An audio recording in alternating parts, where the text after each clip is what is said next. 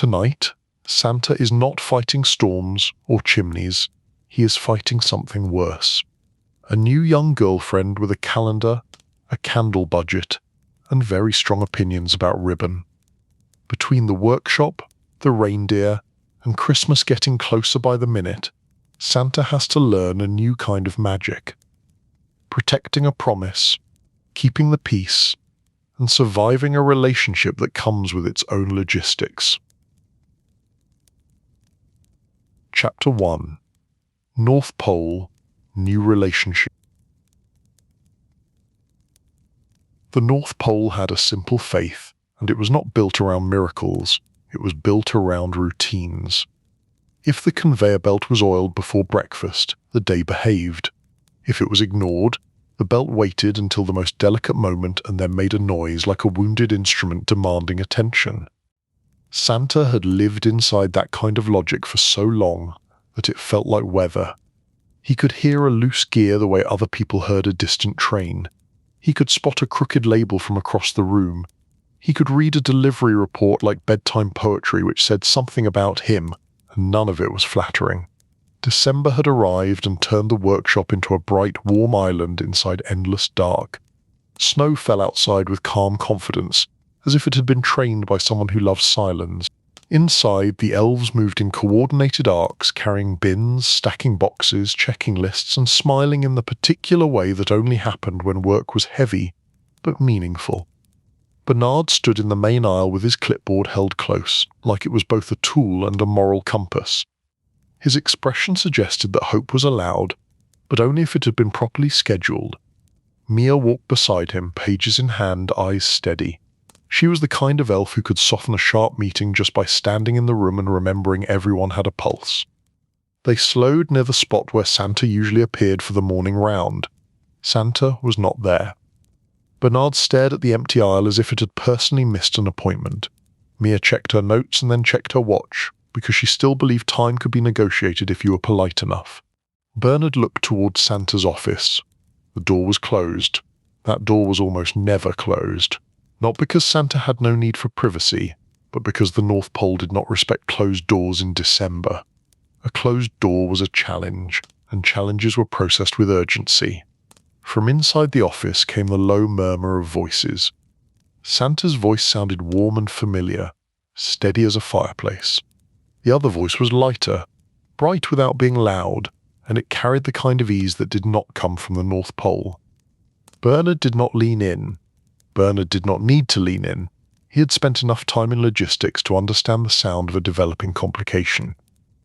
Mia drifted closer, not to eavesdrop, just to make sure Santa was not being attacked by paperwork. A small laugh floated out, not an elf laugh, but the polite chucker that followed a minor toy malfunction. This laugh sounded surprised, like Santa had been reminded he still had a personal life hiding somewhere under his beard. Bernard inhaled slowly. It was not a sigh, it was more like a formal complaint filed with the universe. The office door opened. Santa stepped out with cheeks slightly pinker than usual. His eyes flicked toward Bernard and Mia, then back to the person behind him. A young woman followed, blonde hair pulled into a neat style that looked effortless in the way only effort can. Her coat was deep green like pine needles in shadow. Her gloves looked too elegant to handle glue. She paused at the threshold, reading the room quickly.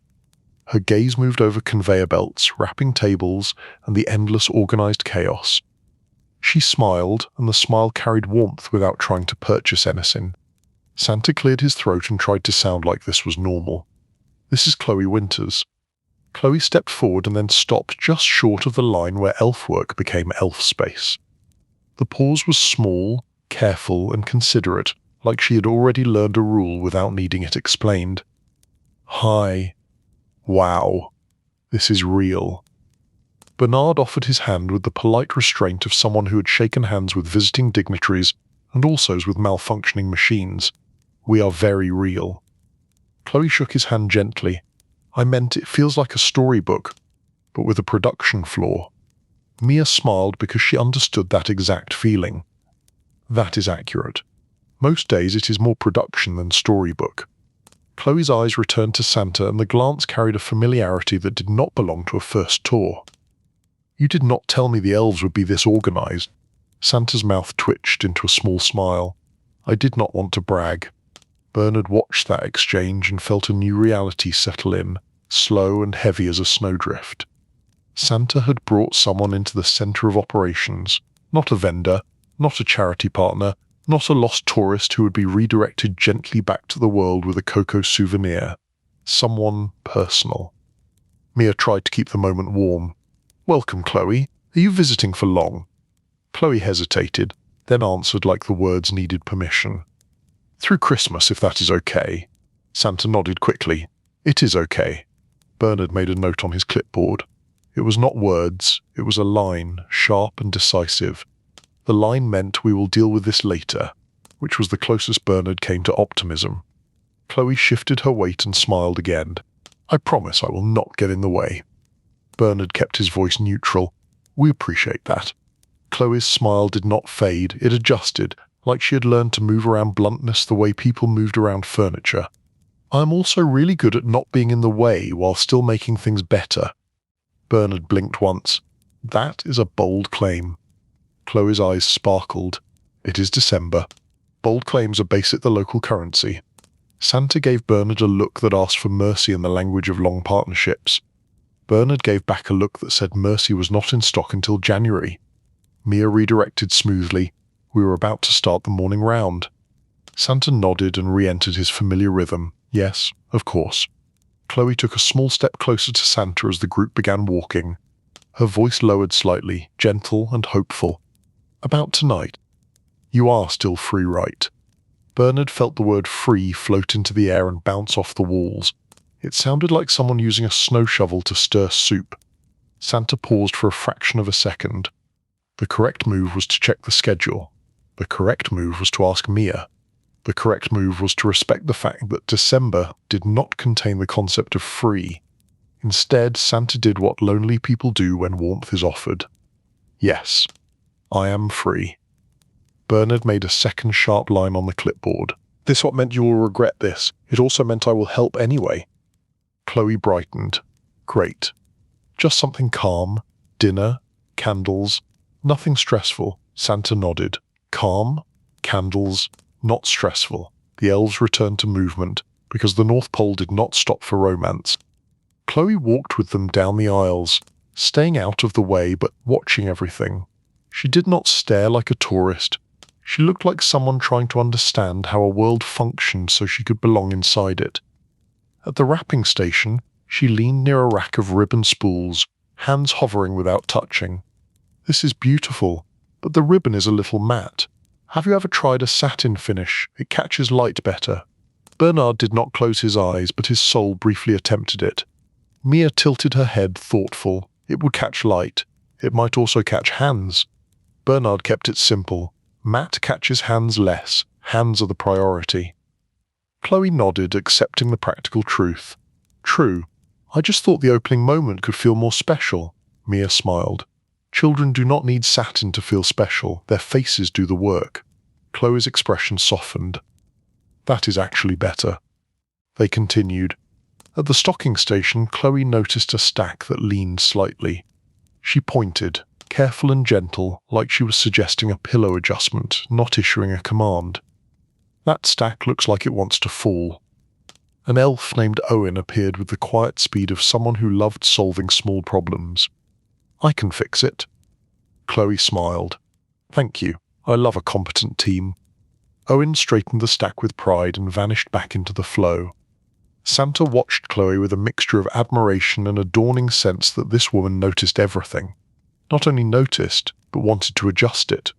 Improvement was a sweet idea until it became a personality. They reached the reindeer barn, where Jack was checking harness straps. He glanced up, nodded at Santa, then froze when he saw Chloe. Jack's voice carried the flat honesty of a man who worked with animals and had no time for social confusion. "That is not a reindeer." Santa's smile widened. "Not everything new is a reindeer." Chloe stepped closer, eyes wide. "They are gorgeous. They smell like outdoors and responsibility." Jack considered that. "That is accurate." Chloe looked at Santa with a kind of delighted disbelief. "You never told me you have animals." Santa shrugged, as if it had never occurred to him this was notable. It felt like part of the job. Chloe shook her head slightly. "It is not normal. It is magical." Jack cleared his throat. "Please do not feed them anything. They have sensitive stomachs." Chloe lifted her hands, innocent. "I would never. I am not a monster." Jack nodded, satisfied. When the tour ended, cocoa appeared, because cocoa at the North Pole was less of a beverage and more of a coping strategy. Chloe accepted her mug with both hands, as if holding warmth was a skill. "This tastes like childhood." Bernard's tone remained dry. "That is because it is made with discipline." Chloe laughed softly, amused rather than offended. "Discipline? That is a surprising ingredient." Santa nearly coughed and Mia patted his back once, a gentle reminder that he was still a functioning leader and not just a man experiencing emotions near a production line. As the elves returned to their stations, Santa walked Chloe toward the cabin area. Snow thickened underfoot. The air smelled of pine and chimney smoke. The workshop lights behind them glowed like a promise and a threat. Chloe tucked her hands into her coat pockets. "You are nervous." Santa adjusted his hat, buying time. "I am not nervous. I am attentive." Chloe's smile turned fond. "You are sweet. I like that." Santa stopped near the cabin door. "I like you too." Chloe leaned in and kissed his cheek, light and warm. "Tonight then, calm dinner, simple." Santa nodded. Simple. Chloe stepped back, then hesitated, as if choosing whether to admit a fear. "I do not want to feel like an inconvenience. If I am here, I want to be included, not like a tourist." Santa's chest tightened. The words were soft, but the need beneath them was sharp. "You will be included." Chloe exhaled, relief visible. "Thank you. I know this season is intense for you. I will be low maintenance." Bernard appeared at the edge of the path with the silent precision of a man summoned by the phrase low maintenance. That is rarely a decision that can be made alone. Chloe blinked, then laughed, surprised. "Hello. You appear quietly. That is impressive and slightly concerning." Bernard's tone was steady. "It is efficient." Chloe tilted her head. "I like you." "You are blunt." Bernard did not smile. "I have been called worse things." Chloe waved lightly and went inside the cabin. Santa remained outside with Bernard, the snow settling around them as if the world was trying to soften the conversation. Santa's voice lowered. "Be nice." Bernard's reply was immediate. "I was nice. I did not ask why." "You do not need to ask why." "That is how I know it is complicated." Santa's shoulders sank a fraction. "I have been alone a long time." Bernard's expression softened by an amount that might not be visible to anyone who had not worked with him for decades. "I know." Santa looked back toward the warm glow of the cabin within. "I met her in New York. Charity event. Quiet. She thought my name was Nick." Bernard nodded once. "Nick was close enough, and now she is here."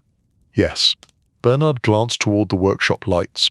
"Christmas is in a few weeks." "Yes." "Your calm dinner will be interrupted." Santa's voice stayed stubborn. "No, I promised." Bernard's tone did not change. "You promised because you are hopeful and you are human."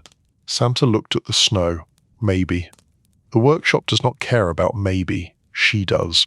Bernard took that in, then nodded, acceptance mixed with professional dread. "I will adjust the schedule, thank you." Bernard started walking back, then paused, as if remembering an important safety warning. "If she says one more thing, you should hear an alarm bell." Santa frowned.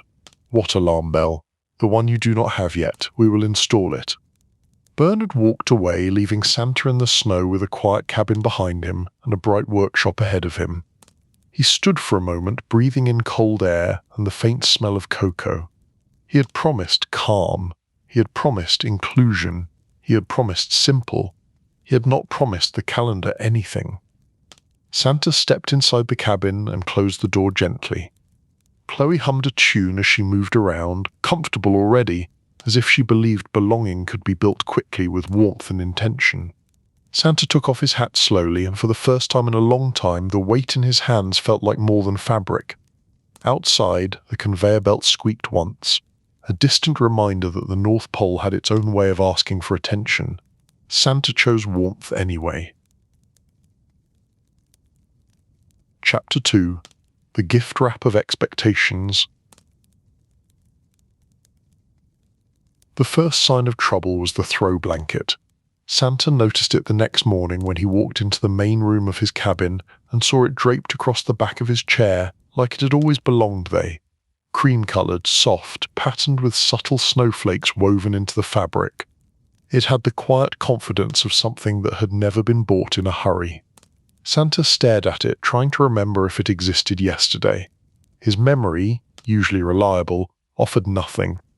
Chloe appeared from the kitchen area carrying 2 mugs of cocoa. She moved like she had done this before, like serving warmth was part of her personal brand. Her hair looked neat without looking strict, which was an annoying skill. "Good morning. I did a tiny thing." Santa lifted his eyebrows. Define tiny. Chloe placed a mug into his hands. The cocoa was at the perfect temperature. That alone should have been a warning, because perfection always charged interest later. "I made the cabin cozier. You deserve cozy." Santa looked around. There was a pine-scented candle on the shelf. A small bowl of peppermint candies sat on the table. A stack of napkins was folded with the precision of an elf who had taken a weekend course in elegance. Even the pillows on the couch looked more intentional. Santa looked back at the blanket. "How did you get all of this?" Chloe smiled like the question was adorable. "I planned ahead. I did not see you bring anything. I packed it. You packed napkins, I packed ambiance." Santa sat down carefully, as if the cabin had become a display window and he was afraid to smudge it. The cabin had always been practical. A place to sleep, think, recover, and then return to work. Now it looked like a holiday catalogue had moved in quietly overnight and adjusted the lighting. Chloe sat across from him, comfortable, legs tucked under her, hands wrapped around her mug. "I hope you like it. I know you are not used to someone being here." Santa kept his voice gentle. "It is nice." Chloe's gaze stayed on him. "Nice is polite." Santa nodded, because she was right. "It is comforting." Chloe relaxed, pleased. "Good. Christmas should feel comforting, even for you." Santa sipped cocoa.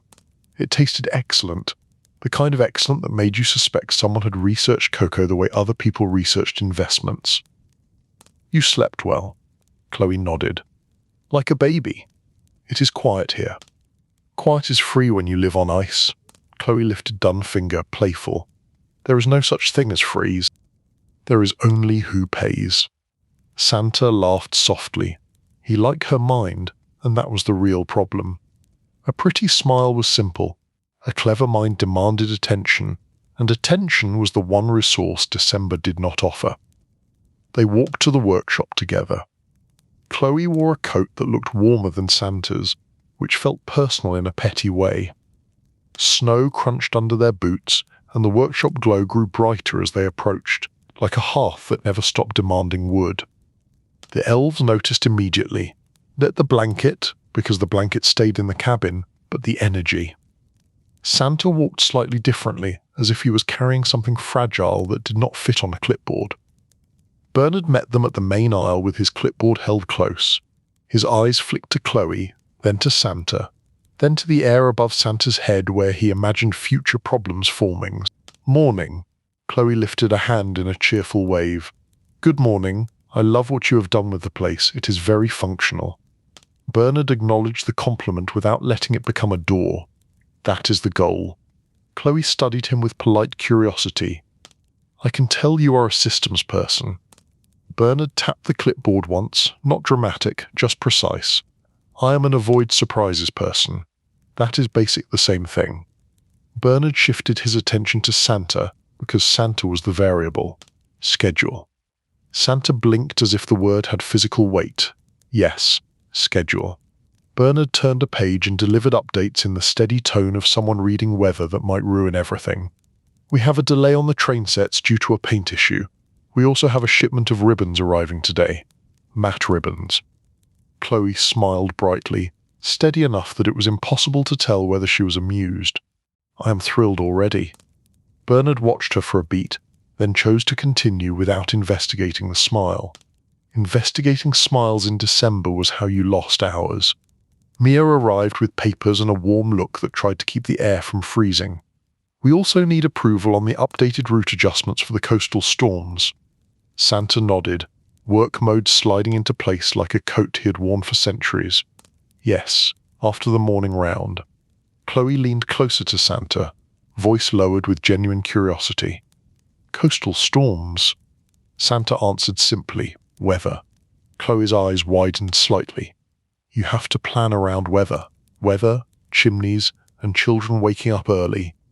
Chloe looked impressed, and also slightly alarmed, like she had just realized she was dating a person who ran a global operation with a beard and stubbornness. That is a lot. It is a job. Chloe's voice softened. It is also your life. Santa did not answer immediately. The truth sat there, quiet and heavy. He had been Santa for so long that he had forgotten the line between job and identity was supposed to exist. They began the morning round. Chloe followed, careful not to step into work zones. She watched the elves with interest and the machines with respect, but she watched Santa the most. His attention moved constantly, catching details, correcting small errors, offering encouragement, absorbing problems before they could become disasters. At the wrapping station, Chloe hovered near the ribbon spools again, hands kept safely to herself. I have a thought. Bernard's head turned slightly, like a wolf hearing a twig snap. Chloe noticed and smiled. It is a small thought. A harmless thought. Bernard's voice stayed calm. Small thoughts are how we end up rebuilding an entire process in the middle of the month. Santa gave Bernard a gentle look that asked for patience. Chloe kept her tone light. What if the gift tags had a tiny embossed star? No words, just a small mark. Something that feels special without slowing anyone down too much. Mia's eyes lit up with practical curiosity. Embossing could work on a small batch. Bernard's expression tightened. Adds time. Chloe nodded. It adds delight. Bernard's voice remained dry. Delight does not ship on pallets. Chloe answered softly, and for a moment she sounded less like a visitor and more like someone who actually cared. It ships in memory. Santa looked at the tags already stacked and ready. He imagined the tiny star, he imagined a child running a finger over it and feeling the extra detail. Test it on a small batch. Bernard looked at Santa, then at the ceiling, as if asking the aurora to explain what had happened to his life. Mia nodded quickly and made a note, already thinking of how to do it without damaging the schedule. Chloe smiled, pleased, and did not push for more, for now. As they moved on, Chloe's curiosity shifted to Santa himself. At the toy testing track, trains looped around small curves, their wheels clicking with cheerful precision. I had one of these as a kid. Many people did. Chloe looked at him. What did you have as a kid? The question was gentle, but it opened a quiet room in Santa's memory. He paused, not because he wanted drama, but because the answer was simple in a way that made people uncomfortable. Quiet. Chloe's expression softened. That sounds lonely. Santa kept his voice steady. It was simple. Simplicity is not always a punishment. Chloe nodded slowly, as if accepting that some people grew up with different weather inside them. After the round, Santa retreated to his office with Mia to sign route adjustments. Chloe followed, then stopped at the doorway waiting for permission. Santa noticed. You can come in. Chloe stepped inside and looked around. Maps covered the walls, lists covered the desk. The chair had a worn spot where Santa's elbow always rested during long nights of planning. This is very you, functional, Chloe smiled. It is noble, in a serious way. Santa picked up his pen. It is mostly paper. Chloe sat on the small couch, hands folded, trying to be quiet in a place that vibrated with responsibility. Santa focused on the paperwork. Mia stood nearby, ready to answer question, ready to keep the world turning. For a while it was calm. Then Chloe cleared her throat softly. Santa looked up. I have a question. Yes. Do you ever take time off? Santa blinked. After Christmas, like actual time off where you do not think about lists. Santa considered it honestly. I think about lists. Chloe nodded, as if confirming something she had suspected. Okay. Santa returned to the papers. A few more minutes passed. Chloe shifted slightly. Another question. Santa looked up again, patient. Yes. When you promised dinner tonight, did you mean a real planned dinner, or did you mean Coco and you working while I stare at a wall and pretend it is romantic? The question landed with gentle force. It was not angry. It was the sound of someone trying to protect herself before disappointment became a habit. Santa set down the pen. I meant dinner. Chloe leaned forward, hope and caution balanced in her eyes. Good, because I did some planning. Santa's shoulders rose slightly. Define some. Chloe smiled, almost innocent. I asked Mia about ingredients. I asked Jack about candles. I asked Bernard where you keep the nice plates. Santa paused. Bernard has nice plates. He does. He is very protective of them. It was kind of cute. Santa rubbed his forehead gently. Not frustration, just the dawning realization that Chloe did not do things halfway. She did them fully, quickly, and with a confidence that assumed the world would make room. Chloe, you cannot reorganize the entire North Pole. Chloe lifted her hands, defensive but not hostile. I am not reorganizing. I am optimizing. Santa exhaled slowly. That is a dangerous word in December. It is a useful word. Santa stood and walked to the window. Snow fell outside with the calm patience of something that did not care about romance or schedules. The workshop lights glowed behind the snow, steady and demanding. Chloe watched him, her voice softer now. I am trying to be easy. I do not want to be in the way. Santa turned back. You are not difficult because you want things. You are difficult because you want things right now. Chloe looked down at her hands. That is fair. Santa's voice softened. I want you here, I really do, but this season is heavy. Chloe looked up, the fear beneath her smile showing itself. I do not want to be a decoration. I do not want to be the cute detail you forget when the work gets loud. Santa stepped closer. You are not a detail. Chloe swallowed, holding her emotions steady. Then include me. Let me help. Let me be part of it. Santa hesitated, because the idea was sweet and also chaotic. Helping at the North Pole was not glamorous. It was glue, tape, lists, and solving problems before they became disasters. Okay, we can find something real. Chloe exhaled, relief visible. Thank you. The office door opened without knocking. Bernard entered, clipboard raised, expression unchanged. We have a problem. The paint issue on the train sets has spread. Drying room humidity is off. Santa shifted instantly into work mode. How bad? Bad in a contained way, unless we get distracted. Chloe stepped back, giving Santa space. I can leave. Santa looked at her. No, stay. You wanted real? Chloe nodded. Okay, what can I do? Bernard stared at her, then answered with a boundary that sounded like a law of physics. Do not touch anything. Chloe managed a small smile. I can observe. Bernard's eyes flicked to Santa. Also, please keep him from promising calm dinners in the middle of emergencies. Chloe looked at Santa, amused and fond at the same time. I will do my best. They went to the drying room. The air smelled like paint and warm wood. Elves adjusted vents and checked gauges. The problem was not dramatic, just relentless. Chloe watched quietly, absorbing the rhythm. She asked a small question that showed she was paying attention rather than trying to take control. Mia explained the trade-offs, how pulling heat from one area helped here but stressed another line. Chloe nodded and stayed quiet when quiet was needed. That alone felt like progress. Hours passed. The humidity stabilized. The crisis softened into manageable. Santa returned to his office with the kind of tired calm that came after solving a problem that could have spread. He glanced at the clock and remembered something more fragile than paint. Dinner. Chloe's face brightened, then steadied, like she was trying not to make hope feel loud. Yes. Santa gathered papers and stood. The office door opened again. Bernard appeared, inevitable. Another issue. Minor. But it needs you. Santa closed his eyes for a brief moment. Chloe watched him, and the disappointment on her face tried to stay polite and failed quietly.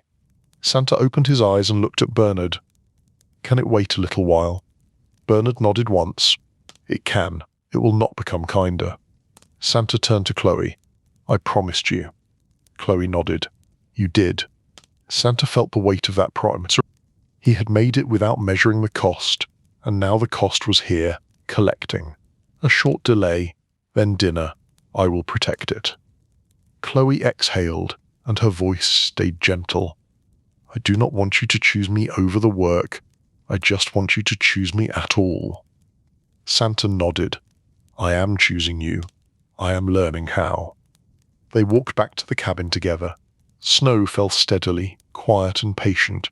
Inside, the cabin smelled like pine candle and cocoa, and the faint tension of two people negotiating how love fits into a season that never slows down.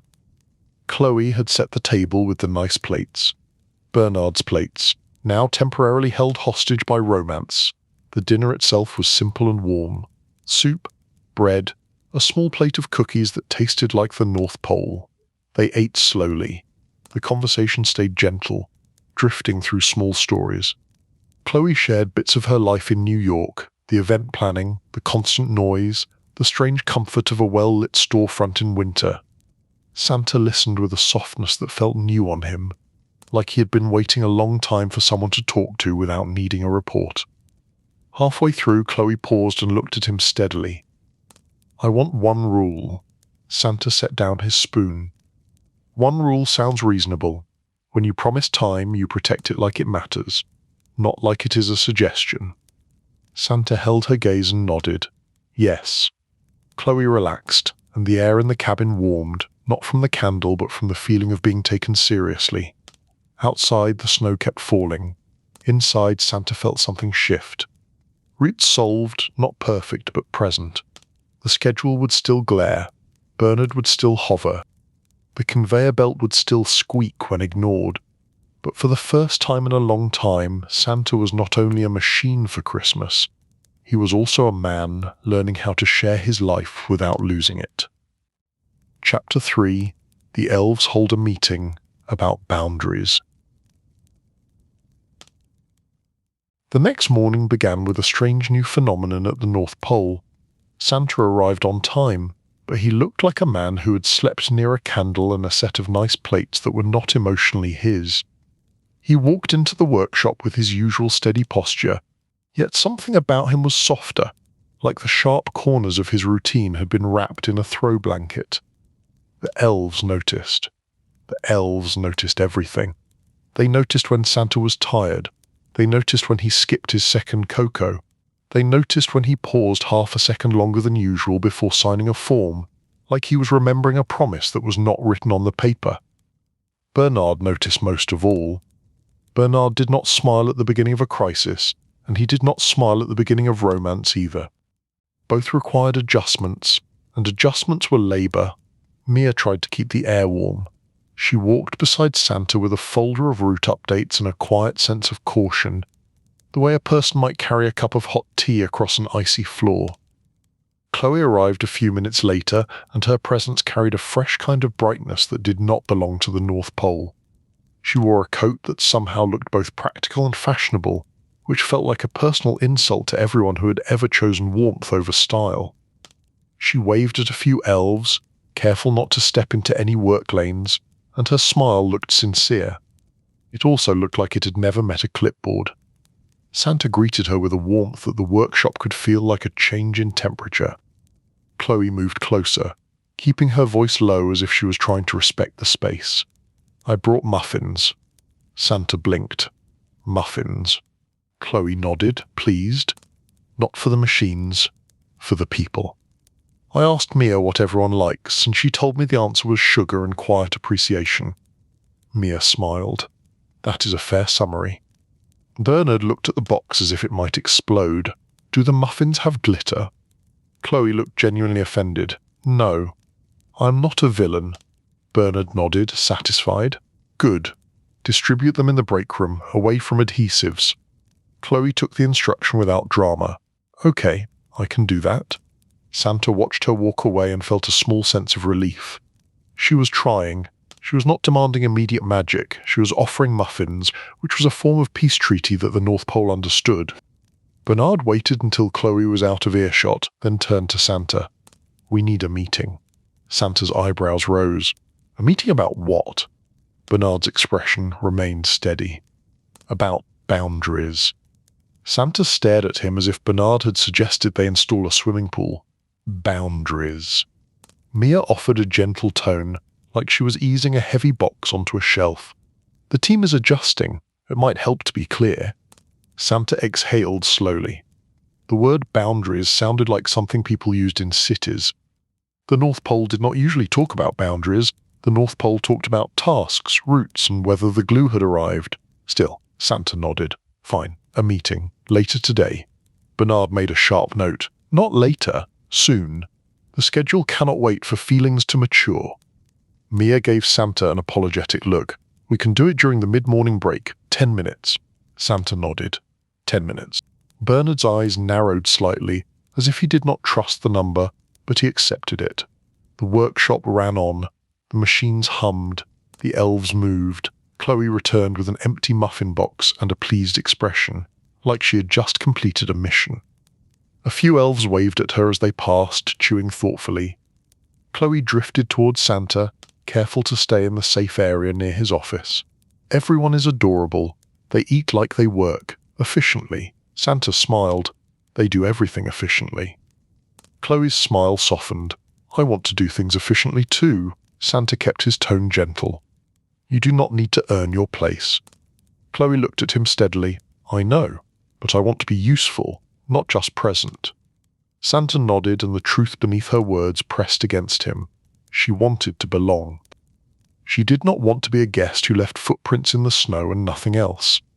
Mia approached and gestured lightly toward the side corridor, one that led to a quieter nook with a small table and a window that looked out onto the falling snow. "Santa, could you help me review the route adjustments now? It will not take long."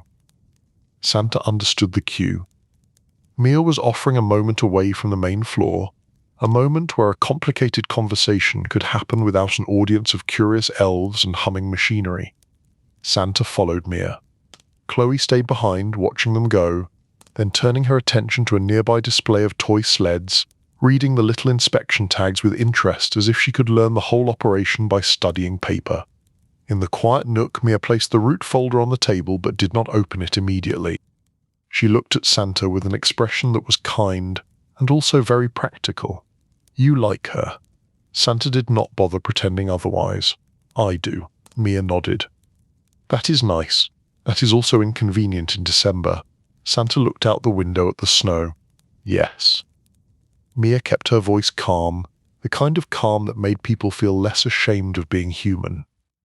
"You have always been generous with everyone, the team, the world, even the weird requests that come in from parents who do not understand physics." Santa managed a small smile. "They mean well. They do. But generosity without structure becomes exhaustion." Santa turned back. "Is this about the meeting Bernard wants?" Mia nodded. "Partly. The team is not upset with Chloe. They are unsure. They need to know what rules apply. They need to know if she can change things, if she can request things, if she can enter restricted areas, and if they are allowed to say no." Santa's stomach tightened. "They can say no." Mia nodded again. "Then it helps if you say that out loud, not jot to me." Santa rubbed his beard slowly, thinking, "She will take it badly." Mia shook her head. "She might take it emotionally. That is not the same as taking it badly. You can be clear and still be kind." Santa leaned back in the chair. "I promised to include her." Mia's eyes stayed warm. Including her does not mean letting her steer the sleigh. It means letting her sit beside you and understand the map. It means giving her real moments, not endless access. Santa stared at the route folder, then looked at Mia. "How do I do that?" Mia smiled slightly, a small humor in her eyes. "You schedule it." Santa blinked. "Schedule it." "Yes. You are good at big promises. You need to get good at small, protected moments. If you tell her you will have dinner, then you protect dinner like it is a critical delivery. If you tell her you will talk after the morning round, then you talk after the morning round. Not after 5 more tasks, not after one more crisis. Santa exhaled. You are telling me romance is logistics? Mia shrugged gently. In December, everything is logistics. Santa could not argue with that. They opened the route folder and reviewed adjustments, but the conversation lingered underneath the paperwork. When they finished, Mia gathered the pages and gave Santa one last look. In the meeting, keep it simple. Tell the team Chloe is welcome, but the workshop is not a playground. Tell Chloe the same thing, but with warmth. Santa nodded. With warmth. Mia smiled. You can do warm. You just forget when the clipboard comes out. Back on the main floor, Bernard had already gathered a small group near the break room entrance. The elves stood in a loose circle, holding mugs, wiping hands on aprons, or simply hovering with the attentive posture of people who had been told a meeting was happening and knew better than to ask why. Chloe was not in the circle. She stood a little distance away near a display shelf, looking as if she was trying to respect the fact that this might not be her space. She watched Santa, and her expression carried a quiet hope mixed with nervous restraint. Bernard began without ceremony, because ceremony was how meetings grew into long speeches. We have a visitor in residence. We have a busy season. We need clarity. Santa stepped forward, hands relaxed at his sides. He looked around at the elves, the people who kept the North Pole alive and steady, the people who had followed him through centuries of December pressure. Santa spoke with the calm steadiness they trusted. Chloe is welcome here. She is my guest. She is also not in charge of operations. A few elves nodded immediately, relieved. Santa continued. If Chloe has an idea, you can listen. If it fits the schedule and safety rules, Mia and Bernard can review it. If it does not fit, you can say no. You do not need my permission to protect your work. Bernard's clipboard tilted slightly, like even he was surprised by how clean the statement was. Santa added another piece, softer. Chloe wants to belong. She is learning. Be kind. But do not break the process to be polite. Mia nodded, satisfied. Bernard glanced at the group. Restricted areas remain restricted. The reindeer barn remains under Jack. The drawing room remains under protocol. The gift database remains off limits to anyone who does not work here, including charming people with good hair. A few elves smiled, a small wave of tension easing. Santa turned toward Chloe and motioned her closer, not as an order, more like an invitation. Chloe stepped in, cautious. She kept her shoulders relaxed, but her eyes showed she was bracing. Santa kept his voice gentle. Chloe, this place runs on rules, not because we are cold, but because we have to deliver. You are welcome, I want you here, but you cannot change things without going through the team. Chloe nodded slowly, taking it in. Her smile was small and honest. Okay, that is fair. Santa watched her face, looking for the sting. It was there, faint, but it did not turn into anger, it turned into thought. Chloe took a breath. I can do that. I do not want to be a disruption. I just get excited. In my world, excitement is basically a job requirement. Bernard's tone remained dry. In our world, excitement is a safety hazard. Chloe nodded again, accepting it with surprising grace. I will keep my excitement inside my coat. A few elves laughed quietly. The meeting ended the way the North Pole preferred meetings to end, quickly and with the sense that the world had not fallen apart. Work resumed, the conveyor belts moved, the wrapping stations hummed, the air warmed again. Chloe stayed close to Santa for a while, but she did not cling. She watched him work with a new level of respect, like she had finally understood that the workshop was not just charming, it was a living machine that required discipline to keep it from collapsing into glitter and panic. By midday, Chloe approached Santa with careful energy, like she was carrying a fragile idea. Santa looked up from a stack of reports. Yes. Chloe clasped her hands, eyes bright. I want to do something that helps but does not disrupt. I talked to Mia and she mentioned you rarely do a proper holiday photo for the public updates. Santa's shoulders stiffened slightly. Public updates. Chloe nodded. Nothing flashy, just a few calm images. You, the workshop, maybe a reindeer from a safe distance. The point is reassurance. People love reassurance. It is like cocoa for the mind. Santa looked as if he had been asked to juggle. We do not have time. Chloe's tone stayed gentle. I know. That is why it has to be simple and scheduled. One short session. We can do it in the early evening when production is lower. Santa hesitated. Mia's words echoed in his mind. Romance was logistics. Protected time mattered. Santa looked at Chloe. How short? Chloe answered quickly, as if she had practiced being reasonable. Very short. We can plan it tightly. You will not have to improvise. Santa narrowed his eyes. I will not have to improvise. Chloe smiled. I know you do not enjoy improvising unless it involves magic. Santa exhaled a small laugh despite himself. I will think about it. Chloe nodded. Thank you. I will draft a plan that respects the rules. She stepped back, then paused. Also, I will not touch anything. Santa smiled. That is a strong start. Later, Santa walked toward the reindeer barn with Jack to check harness adjustments.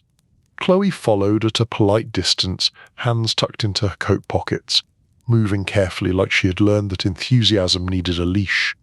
Jack glanced at Santa. She is coming. Santa kept his voice calm. She wants to understand. She will not interfere. Jack gave a small grunt, not agreement, but acceptance. At the barn entrance, Jack stopped and turned to Chloe. His tone was blunt but not unkind. You can watch. You cannot feed them. You cannot pet them unless I say it is safe. You cannot request outfit changes for the reindeer. Chloe blinked. I was not going to request outfit changes. Jack waited, unimpressed. Chloe held up a hand. Okay. I was thinking about scarves, but I will not. Jack nodded as if he had won a small battle. Good. Inside, the reindeer shifted and breathed in the warm barn air. Their eyes were calm, their bodies were strong. The whole space carried the quiet seriousness of living creatures that carried responsibility on their backs. Chloe watched with genuine awe. They are beautiful. Jack kept working, checking straps. They are tired. Chloe's expression softened. Because of Christmas, because of practice, because of weather, because people expect magic and do not ask how it feels. Chloe absorbed that, her face quiet. Santa watched her closely. He had expected Chloe to treat the barn like a photo set. Instead, she looked like someone realizing the cost behind the sparkle. Chloe spoke softly. If we did a photo, we would not do it here, not if it stresses them. Jack looked up, surprised. That is correct. Chloe nodded. Then we do not. Santa felt something shift again, small but important. She was learning. She was not demanding, she was adjusting. Jack returned to his work. Good. Also, if you want to help, you can carry that box of brushes to the shelf.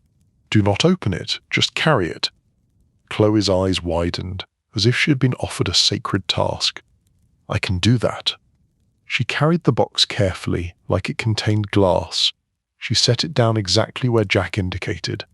Then she stepped back and waited. Jack gave a short nod. Well done. Chloe smiled, and the smile looked different than her earlier catalogue smile. This one looked earned. After the barn, Santa and Chloe walked back toward the cabin area. Snow drifted softly around them. The air was quiet enough that even their footsteps sounded too loud. Chloe kept her voice gentle. The meeting earlier. Thank you for doing that. Santa nodded. It was needed. Chloe looked down at the snow. Part of me wanted you to defend me like I was fragile. Santa glanced at her. You are not fragile. Chloe smiled faintly. I know, but it is nice to feel chosen. Santa took a slow breath. I am choosing you. I am also choosing the work. I have to do both. Chloe nodded. Then we need rules that protect both. Santa's eyes softened. Yes. Back in the cabin that evening, Santa sat at the table with a clean sheet of paper. Chloe watched him with curiosity, perched on the couch with a mug of cocoa. What are you doing? Santa held up the paper. A list. Chloe's eyes brightened. I love lists. Santa's expression was dry. Of course you do. Santa began writing slowly, speaking as he did, like he was reading the list into the room so it became real. Protected time each day, even if it is short. No interruptions unless it is a true emergency. Chloe nodded, pleased. Yes. Santa continued. Any changes to the workshop go through Bernard and Mia. Ideas are welcome, implementation is reviewed. Chloe smiled. That is fair. Santa added another. Reindeer barn rules are Jack, always. Chloe lifted her mug slightly. Agreed. Santa paused, then wrote the last one, the one that felt strangely vulnerable. If I promise something, I protect it. If I cannot, I tell you early, not late. Chloe's gaze softened. The time matters. Santa looked up at her. Does this make you feel included? Chloe nodded slowly. It makes me feel real. Santa nodded. Good. Chloe set her mug down. I will make my own list too. Santa raised an eyebrow. What will be on it? Chloe smiled, a hint of humour returning.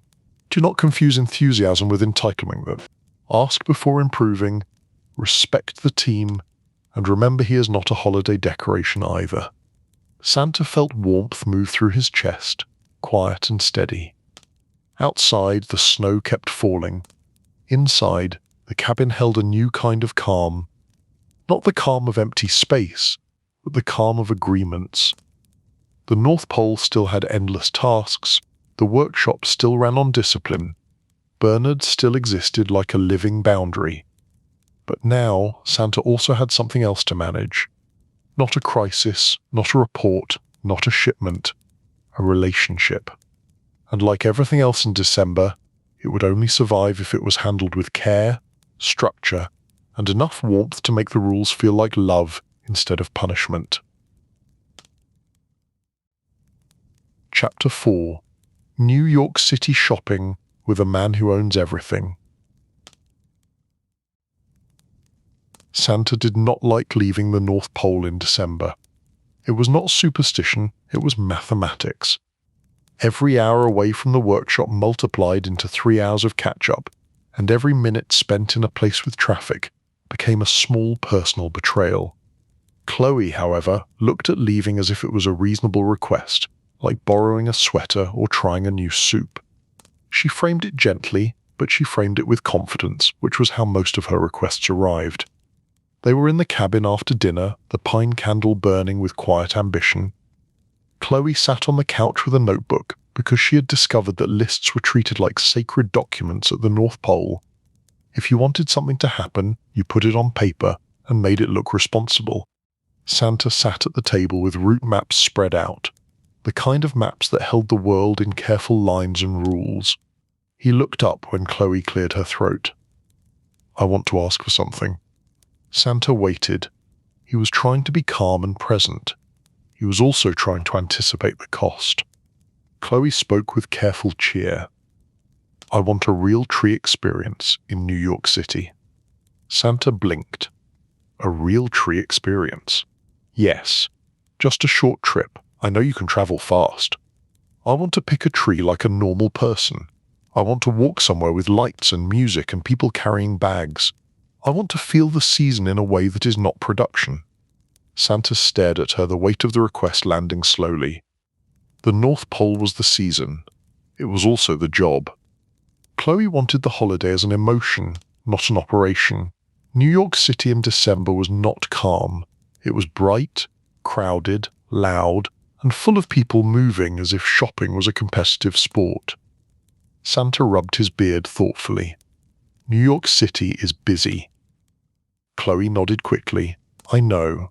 That is why it matters. It is my world. I want you to see it with me, just for a little while. Santa glanced at the maps as if they might offer an excuse. December. Chloe leaned forward, her voice softer. We can plan it. We can make it safe. We can keep it short.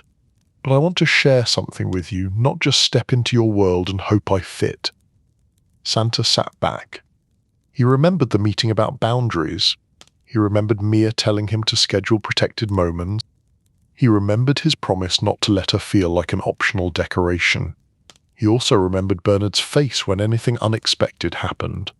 Santa exhaled slowly. If we go quietly.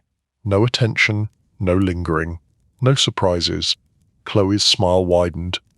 No surprises. I can do no surprises. Santa raised an eyebrow. That is a bold statement. Chloe lifted her hand like she was making an oath. I will be responsible. I will treat it like a mission. Santa nodded, accepting the best version of the plan. Fine. A short trip. We go early, we pick a tree, we come back. Chloe looked genuinely happy, and the happiness was warm enough that Santa almost forgot to worry. The next morning, Bernard learned the plan in the way Bernard learned most things. He noticed a change in Santa's routine, smelled the scent of a decision, and appeared like a boundary given legs. Bernard met Santa near the office corridor, clipboard ready. You are leaving. Santa tried to keep his tone calm. For a short time, Bernard's eyes narrowed. How short? Santa hesitated, because time behaved differently off the ice. Short enough. Bernard held the clipboard higher. That is not an answer. Mia arrived, her expression already apologetic, as if she had been assigned to translate Santa into a schedule. We planned a small window. The team can cover the morning round. Santa will review the route updates in advance. Bernard looked at Mia. You agreed to this. Mia's voice stayed gentle. I agreed to the concept of protected time. This is the concept, wearing a coat and trying to look reasonable. Bernard turned his attention back to Santa. New York City in December is not reasonable. Chloe stepped into view, coat on, gloves on, eyes bright. She looked like she had already mentally taken a photo of the moment. It will be fine. We will be quick. We will be discreet. I even picked a calm tree place. Bernard stared. There is no calm tree place in Manhattan. Chloe's smile stayed steady. There is a calmer what? Bernard breathed in slowly, the sound of a man trying not to unalive the idea with words. Fine. Your short time begins now. It ends when you return. If you are late, the schedule will remember. Santa nodded. I will be back on time. Bernard looked unconvinced. Mia stepped closer to Chloe with a small smile. Stay warm and remember the rules. Chloe nodded, earnest. I will not touch anything that belongs to the North Pole. I will not request ribbon changes. I will not adopt an elf. Mia laughed softly. That is appreciated. Jack appeared briefly, because Jack seemed to appear whenever Santa travelled, like the reindeer handler was attached to Santa's movement by instinct. If you go near traffic, do not wave at taxis. Chloe blinked. Why? Jack's expression remained flat. They will come closer. Chloe nodded slowly. Good to know. Santa and Chloe travelled the way Santa travelled when he needed to move quickly and quietly. The world shifted around them like a page turning. One moment they were surrounded by snow and workshop lights, and the next they were stepping onto a New York City sidewalk where the air smelled like roasted nuts, exhaust, and ambition. The temperature felt familiar, cold and sharp, but the energy was completely different. The North Pole held quiet discipline. Manhattan held restless motion. People moved fast, eyes forward, shoulders tight, hands forward. Everyone looked like they were late for something important, even when they were only walking toward coffee. Chloe inhaled like she had been holding her breath for weeks. This is it. Santa looked around, hat pulled low, coat simple, posture steady. He looked like a large man who belonged somewhere else, which was accurate. It is loud. Chloe laughed gently. It is alive. They walked together, staying close but not clinging. Chloe guided them with confidence, weaving through crowds with the practiced awareness of someone who had learned how to cross streets without flinching. Santa followed, careful and quiet, absorbing the environment the way he absorbed workshop details. Chloe pointed as they passed storefront windows filled with lights and displays. This is what people do. They look at things, they want things, they panic a little, they buy something, and then they pretend it was all joyful. Santa watched a couple arguing softly near a window display. The tension was familiar. It looked like December everywhere. The North Pole has its own version of that. Chloe smiled. Your version has elves and glue. Mine has credit cards and regret. Santa gave her a look. Regret is universal. They reached a tree lot tucked into a side street, not truly calm, but calmer than the main avenues. Pine trees stood in rows, their scent thick and comforting. A man in a knit hat managed the lot with the tired patience of someone who had spent the season hearing the same questions. Chloe looked delighted. This is what I wanted. Santa studied the trees. He had seen more trees than most people, but these were different. These were chosen by people who wanted a feeling, not by a factory that needed consistency. Chloe walked along the rows, hands behind her back, considering height, shape, fullness. She treated the choice like it mattered. Santa watched her, and the absurdity of it hit him gently. He was Santa Claus, the owner of a magical operation that delivered gifts worldwide, and he was standing in Manhattan while his girlfriend evaluated pine symmetry. Chloe paused at a tree and looked up. This, it feels right. Santa glanced at it. It is a tree. Chloe's eyes narrowed playfully. It is not just a tree. It has presence. Santa stepped closer and looked, trying to see what she saw. The tree was full without being heavy. Its branches curved in a way that looked natural rather than forced. It did not look perfect, but it looked warm. Santa nodded slowly. It is a good tree. Chloe's smile softened. Thank you for trying. Santa felt that. He had been trying, and it mattered that she noticed. The tree lot manager approached with polite caution. Need help with that, hun? Chloe nodded. Yes, please, we will take it. The manager looked at Santa as if gauging whether Santa was the kind of man who would carry a tree or the kind of man who would disappear and leave someone else holding responsibility. Santa reached for the trunk, steady and strong. I can carry it. The manager hesitated, then stepped back. All right. You look like you can carry it. Chloe looked pleased and a little amused. You can carry everything. Santa lifted the tree and adjusted it with the ease of a man who had carried heavy things for a very long time. Not everything. Chloe's smile turned knowing. Not everything yet. They arranged delivery with quiet efficiency, because Chloe was surprisingly good at practical details when she wanted to be. She gave an address, paid, and thanked the manager warmly. Then she turned back to Santa with the satisfied look of someone who had achieved a small dream. Now lights. Santa blinked. Lights. Chloe nodded, cheerful. We will keep it simple. A few ornaments, some soft lights. I want to decorate with you. Not because it is necessary, but because it is a normal thing couples do.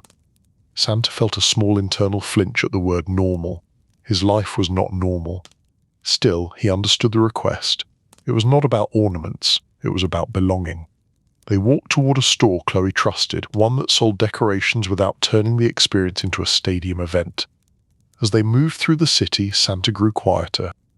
The noise pressed on him, not painfully, but persistently. The lights were beautiful, but they also felt like demands. Chloe noticed and softened her tone. Are you okay? Santa nodded. I am okay. It is just a lot. Chloe nodded. It is a lot even for me. I just pretend it is not. They entered the store, and immediately Santa understood what Bernard meant about retail being its own weather system. The air inside held a particular charged energy. People moved in tight lanes between shelves, hands grabbing, placing back, reconsidering, grabbing again. Carts squeaked. Someone's child looked exhausted and offended by existence. A speaker played holiday music softly, which somehow made the stress feel more polite. Chloe walked ahead, scanning options with quick confidence. Warm white lights, simple ornaments, nothing glittery, nothing loud. Santa followed, trying to avoid bumping into displays. He watched Chloe pick up a box of lights, then a set of ornaments, then another set, comparing finishes as if the fate of joy depended on it. Santa cleared his throat gently. Chloe. Chloe looked up. Yes. Santa gestured toward the growing stack in her arms. We said simple. Chloe blinked, then laughed softly. This is still simple. This is curated simple. Santa stared. Curated simple sounds like complicated. Chloe adjusted the stack, unfazed. It is only complicated if you do not know what you want. Santa looked around at people buying 10 versions of what they wanted because they were not sure. He understood the feeling. He had spent centuries doing the same thing, just with different materials. Chloe added one more box to the pile. Okay, last one. Santa raised an eyebrow. You said that about the last 3? Chloe smiled, bright. I am practicing restraint. Santa exhaled, amused despite himself. They moved toward the checkout, but the line was long. People stood with arms full of objects. Faces tired, patience thin. Santa looked at the line and felt time tighten around him.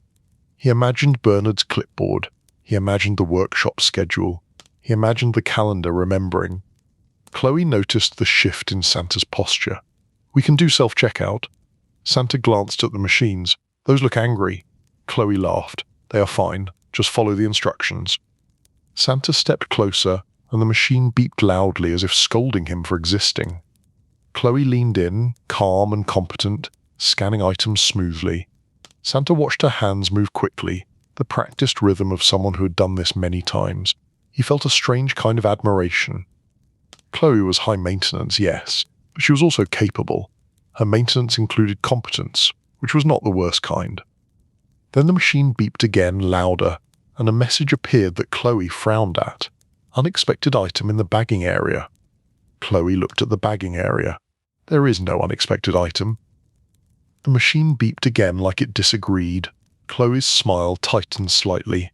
Santa recognized that smile. It was the smile of someone trying to stay pleasant while reality challenged her authority. A store employee approached, tired but polite, eyes scanning them quickly. The employee looked at Santa's large frame and then at Chloe's controlled expression. "Everything okay?" Chloe kept her voice gentle. "The machine thinks we are criminals." The employee pressed a button and the machine stopped beeping, as if it had been reminded who was in charge. "There you go," Chloe smiled. "Thank you. You are a hero." The employee nodded, already moving to the next crisis. Santa watched and then spoke quietly to Chloe as they bagged the items. "This is your world." Chloe nodded. "Yes, it is constant small problems." Santa's voice remained calm, but there was humor in it. "So basic December everywhere." Chloe laughed softly. "Exactly." They stepped back outside with their bags and the cold air felt like relief. Chloe adjusted her gloves and looked at Santa with a gentle expression. "We did it." Santa nodded. "We did it." Chloe's tone softened. "Thank you. I know you would rather be back at the workshop." Santa looked at her. "I would, but I am here." Chloe smiled, a little proud. "That matters." They turned a corner and Chloe slowed. Santa followed her gaze. A small crowd had formed near a familiar holiday landmark, bright lights, music drifting, people taking photos. The atmosphere was festive and loud at the same time. Chloe's eyes softened. "I know you do not want attention, but I want to show you something. Just for a moment." Santa hesitated. Then he nodded. They stood at the edge of the crowd, not centered, not featured, just present. Chloe leaned close, and her voice was quiet. "When I was a kid, I came here with my parents. We would stand in the cold and look at the lights, and my mother would pretend she was not tired and my father would pretend he did not care, but he always cared. I thought that was Christmas. People pretending, but still showing up." Santa listened, his chest tightening slightly. He understood that kind of pretending. He had been doing it for centuries. Not pretending to care, but pretending not to be tired. Chloe looked up at him. "I want her to show up, even if it is messy." Santa nodded slowly. "We will." A voice came from behind them, calm and professional. "You two look like you are about to get noticed." Santa turned. A woman stood there with a tailored coat and a scarf that looked expensive in a quiet way. Her hair was neat, her expression composed. She had the posture of someone who could end a rumor by looking at it. Chloe's face brightened with recognition. Evelyn. Evelyn Hart stepped closer, eyes scanning Santa with a quick assessment that was polite and sharp at the same time. "Hello, Santa." Santa blinked. "Hello?" Chloe turned to Santa, slightly sheepish. "Evelyn is a consultant. She helps manage events. She helped with the charity thing when we met." Evelyn nodded once. "I also help people avoid being turned into a headline, which might be useful considering where you are standing." Santa looked around. A few faces in the crowd had started to focus.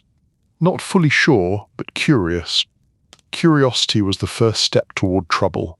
Evelyn spoke calmly. "We should move. There is a quieter place nearby." Chloe hesitated.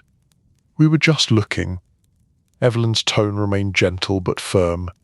"Looking turns into filming. Filming turns into questioned. Questions turn into problems. You do not want that. Not today. Santa nodded, grateful for the clear logic. We move. They walked with Evelyn, slipping into a side street where the crowd thinned. The noise softened. The city became less of a performance and more of a place. Evelyn looked at Chloe as they walked. How is the North Pole? Chloe laughed softly. Clean, efficient, emotionally controlled. Evelyn glanced at Santa. That tracks. Santa kept his voice calm. You knew who I was. Evelyn nodded. I knew the moment I saw you at the charity event. But you were behaving like a man who wanted to be left alone, so I respected it. Also, I enjoy living. Chloe smiled. Evelyn is the best. Evelyn's expression remained composed. I am practical. They reached a small cafe with warm lights and a quiet interior. Evelyn guided them inside, choosing a corner table that felt protected. The air smelled like coffee and cinnamon, and the sound level was gentle enough that Santa's shoulders lowered without him noticing. Chloe looked relieved, then a little embarrassed. I wanted a simple outing and it turned into a security plan. Evelyn took off her gloves slowly. New York City does not do simple in December, it does urgent with decorations. Santa gave a small smile. That is accurate. Chloe looked at Santa with a careful expression. Are you mad? Santa shook his head. No, I am tired. There is a difference. Chloe nodded slowly. I forget that sometimes. I get excited, and then I treat you like you are my personal magic solution. Santa looked at her, gentle but clear. I am not a personal assistant. Chloe's eyes widened slightly. The words landed, not harshly but firmly. I know, I am sorry, I do not mean to. Santa's voice stayed steady. I know you do not mean to, but it happens. Evelyn watched them with the calm interest of someone observing a negotiation that mattered. Chloe folded her hands on the table. In my world, if you love someone, you share tasks, you show up, you anticipate needs, you make things easier. Santa nodded. That is good, but when you anticipate, you sometimes take over. Chloe looked down. Yes. Evelyn leaned in slightly, voice calm. There is a simple fix for that. Use one question. Do you want help, or do you want peace? Chloe blinked. That is a good question. Santa nodded slowly. It is. Chloe looked at Santa. Do you want help, or do you want peace? Santa considered it honestly. Right now, I want peace. And hot chocolate. Chloe smiled, relief loosening her shoulders. Peace and hot chocolate, I can do that. Evelyn's expression softened slightly the closer she came to warmth. Order it. I will watch the door. Chloe stood and walked to the counter. Santa watched her go, then turned to Evelyn. Thank you. Evelyn nodded once. You are welcome. Also, your guest is not a problem. She is just young and used to being the center of rooms. She is learning what it means to be beside someone who is the center of a season. Santa breathed out slowly. I do not want to hurt her. Evelyn's voice stayed even. Then be clear. People can survive clarity. They struggle with confusion. Chloe returned with 2 cups of hot chocolate. She set one in front of Santa like it was an offering. Here. Simple, warm, no surprises. Santa wrapped his hands around the cup. The warmth seeped into his fingers, and some of the tightness in his chest eased. Chloe sat back down and took a sip, then looked at Santa with a small smile. I did want to show you my world, but I also want to respect yours. I am still learning the difference between sharing and steering. Santa nodded. And I am learning the difference between making room and losing control. Chloe's eyes softened. We can learn together. Santa looked at her, then at the quiet cafe, then at the steady fall of snow outside the window. Yes. They sat for a while in calm silence, sipping hot chocolate, letting the city move without them. It was not dramatic, it was not glamorous. It was just a small protected moment, scheduled by accident and guarded by an extremely practical woman named Evelyn Hart. Eventually Santa glanced at the time and felt the pull of the workshop like gravity. We should go back. Chloe nodded, serious. We will go back on time. Evelyn stood and put on her gloves. I will get you out quietly. Follow me. Do not wave at taxis. Chloe nodded quickly. Noted. They left the cafe and moved through the city with calmer steps. Chloe stayed closer to Santa, not clinging, just present. Santa felt the quiet relief of returning to the place where his life made sense, even if his heart was still learning. When they arrived back at the North Pole, the air was colder and quieter, like the world had been turned down to a kinder volume. The workshop lights glowed ahead, steady and forgiving. Bernard waited at the main aisle, clipboard ready, expression sharp with expectation. "You are back?" Santa nodded, on time. Bernard stared at Santa, then at Chloe, then back at Santa. "Did you bring problems?" Chloe smiled politely. "We brought a tree." Bernard's eyes narrowed. "A tree?" Santa kept his voice calm, a small protected moment. Bernard looked at Mia, who stood nearby with a faint smile that suggested she had been waiting for this exact phrasing. Mia nodded once, satisfied. Bernard made a note, then looked at Santa again. "Fine. The schedule has accepted your offering. Do not do it again without telling me first." Santa nodded. "Agreed." Chloe's smile softened as she looked at Santa, and there was a quiet truce in her expression. The outing had not been perfect. It had been noisy and complicated and slightly ridiculous, but it had been shared, and it had ended with warmth instead of resentment. Santa returned to work, and for the first time since Chloe arrived, the workshop did not feel like it was competing with his personal life. It felt like both could exist, if they were handled with enough honesty and enough structure. Outside, snow fell steadily. Inside, the North Pole kept moving, and Santa kept moving with it, carrying a new kind of responsibility that did not fit on any clipboard, but mattered all the same. Chapter 5: The North Pole Becomes a Set. It started with Garland, not the sensible kind that stayed politely near a doorway, not the kind that understood its role and did not try to become a personality. This Garland arrived with intention. It appeared along the main corridor railings like a soft green vine that had decided the workshop needed an aesthetic. Bernard noticed it first, because Bernard noticed everything that was not on the schedule. He stopped in the corridor and stared at the garland the way a person stared at a new crack in a foundation. An elf walked by, carrying a bin of wooden blocks, and glanced up with mild confusion. Bernard looked at the elf, who approved this. The elf blinked. It looked festive. Bernard inhaled slowly. Festive is not a workflow. Mia approached from the opposite direction with her folder tucked under one arm. She stopped beside Bernard and followed his gaze. "It is Garland." Bernard kept his voice calm, which was a sign of serious trouble. "It is unplanned Garland." Mia's mouth twitched. "You are going to survive unplanned Garland." Bernard looked at her. "This is how it starts." Mia tilted her head. "How what starts?" Bernard gestured at the railings. Decorations, photo plans, candles near the inventory. A complete collapse into vibes. Mia did not deny it. She simply walked closer and examined the garland with practical interest.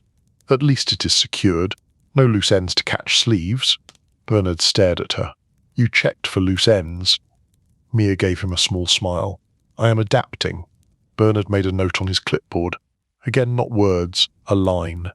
This line meant the vibes have entered the building. Down the corridor, Chloe appeared with a small group of elves who looked both excited and slightly haunted. Chloe carried a basket of ornaments that were simple and tasteful, the kind that wanted to be part of Christmas without shouting. Her hair was pinned back neatly. Her cheeks were pink from the cold. Her eyes were bright with the kind of energy that arrived when someone believed they were about to make things better. She saw Bernard and lifted her hand in greeting. "Good morning. I hope you like the garland." Bernard stared at the garland again as if it might answer for itself. "It is here." Chloe nodded, pleased. "Yes. I thought it would make the main corridor feel warmer. People work better when the environment feels cared for." Bernard looked at the elves behind her, then back at Chloe. "People work better when the environment stays predictable." Chloe smiled like she had expected resistance and had prepared a gentle response. "This is predictable. It is Christmas." Bernard's eyes narrowed. "Christmas is predictable only in the sense that it always arrives and always causes suffering." Chloe laughed softly, not offended. "That is dramatic. I respect it." Mia stepped between them with the smooth diplomacy of someone who had spent years keeping the North Pole from collapsing into either chaos or bitterness. "Chloe, what is the plan for decorating?" Chloe brightened. "It is very simple, minimal. Just cozy touches, garland, a few wreaths, some soft lights in safe places. No glitter, no mess. I made a list." Bernard's expression suggested that lists were both comforting and dangerous. Mia nodded. "A list is good. Does the list include safety checks?" Chloe nodded quickly. "Yes. I asked Jack about safe distances for lights, and I asked Owen about where cords cannot go. I also asked about fire rules." Bernard stared, surprised despite himself. "You asked about fire rules?" Chloe gave him a look that was both sincere and slightly amused. "I may be high maintenance, but I am not reckless. I do not want to unalive the workshop with ambiance." Bernard's shoulders dropped by a fraction. "Good." Santa appeared at the end of the corridor, walking toward them with his usual steady pace. His expression was calm, but his eyes carried the mild exhaustion of a man who had been trying to balance ancient responsibility with modern romance. He noticed the garland. His gaze flicked to Bernard, then to Chloe. Santa's voice stayed gentle. "It is festive." Bernard looked at Santa. "Do not encourage." Chloe stepped closer to Santa, smiling. "I tried to keep it subtle." Santa studied the garland again and nodded slowly. "It is subtle enough." Bernard made another note. This one was words, subtle enough. The schedule would hold that against them later. Chloe's enthusiasm carried her forward. "I also had an idea for the workshop photos. Nothing disruptive, just a few calm images for reassurance. People love seeing you in your element." Santa's mouth tightened slightly. He glanced at Bernard, then at Mia, then back at Chloe. He was remembering Evelyn's advice about clarity, and Mia's advice about scheduling, and his own promise not to protect time like it was optional. Santa took a slow breath. "We can do a short photo session. It has to be planned, it has to be safe, it has to be short." Chloe's smile softened into gratitude. "Thank you. I can do planned and safe." Bernard spoke calmly, which was alarming. "We will need a production window. We will need to avoid bottlenecks. We will need someone to manage traffic." Chloe looked at Bernard with genuine surprise. "You are helping." Bernard's expression remained flat. "I am containing." Mia smiled. "We can schedule it after the afternoon shift change. There is a natural lull." Santa nodded. "After the shift change." Chloe's posture relaxed. She looked almost relieved, like having a formal plan made her feel less like she was begging for scraps of attention. They moved back into the workshop floor. The elves worked in their steady rhythm, but now the air carried a new layer of holiday polish. A wreath hung by the supply door. A small string of lights had been placed along a high shelf, far from anything flammable. The changes were subtle, but the intention behind them was loud. Some elves looked pleased, others looked cautious, like they were waiting to see if the decor would demand more.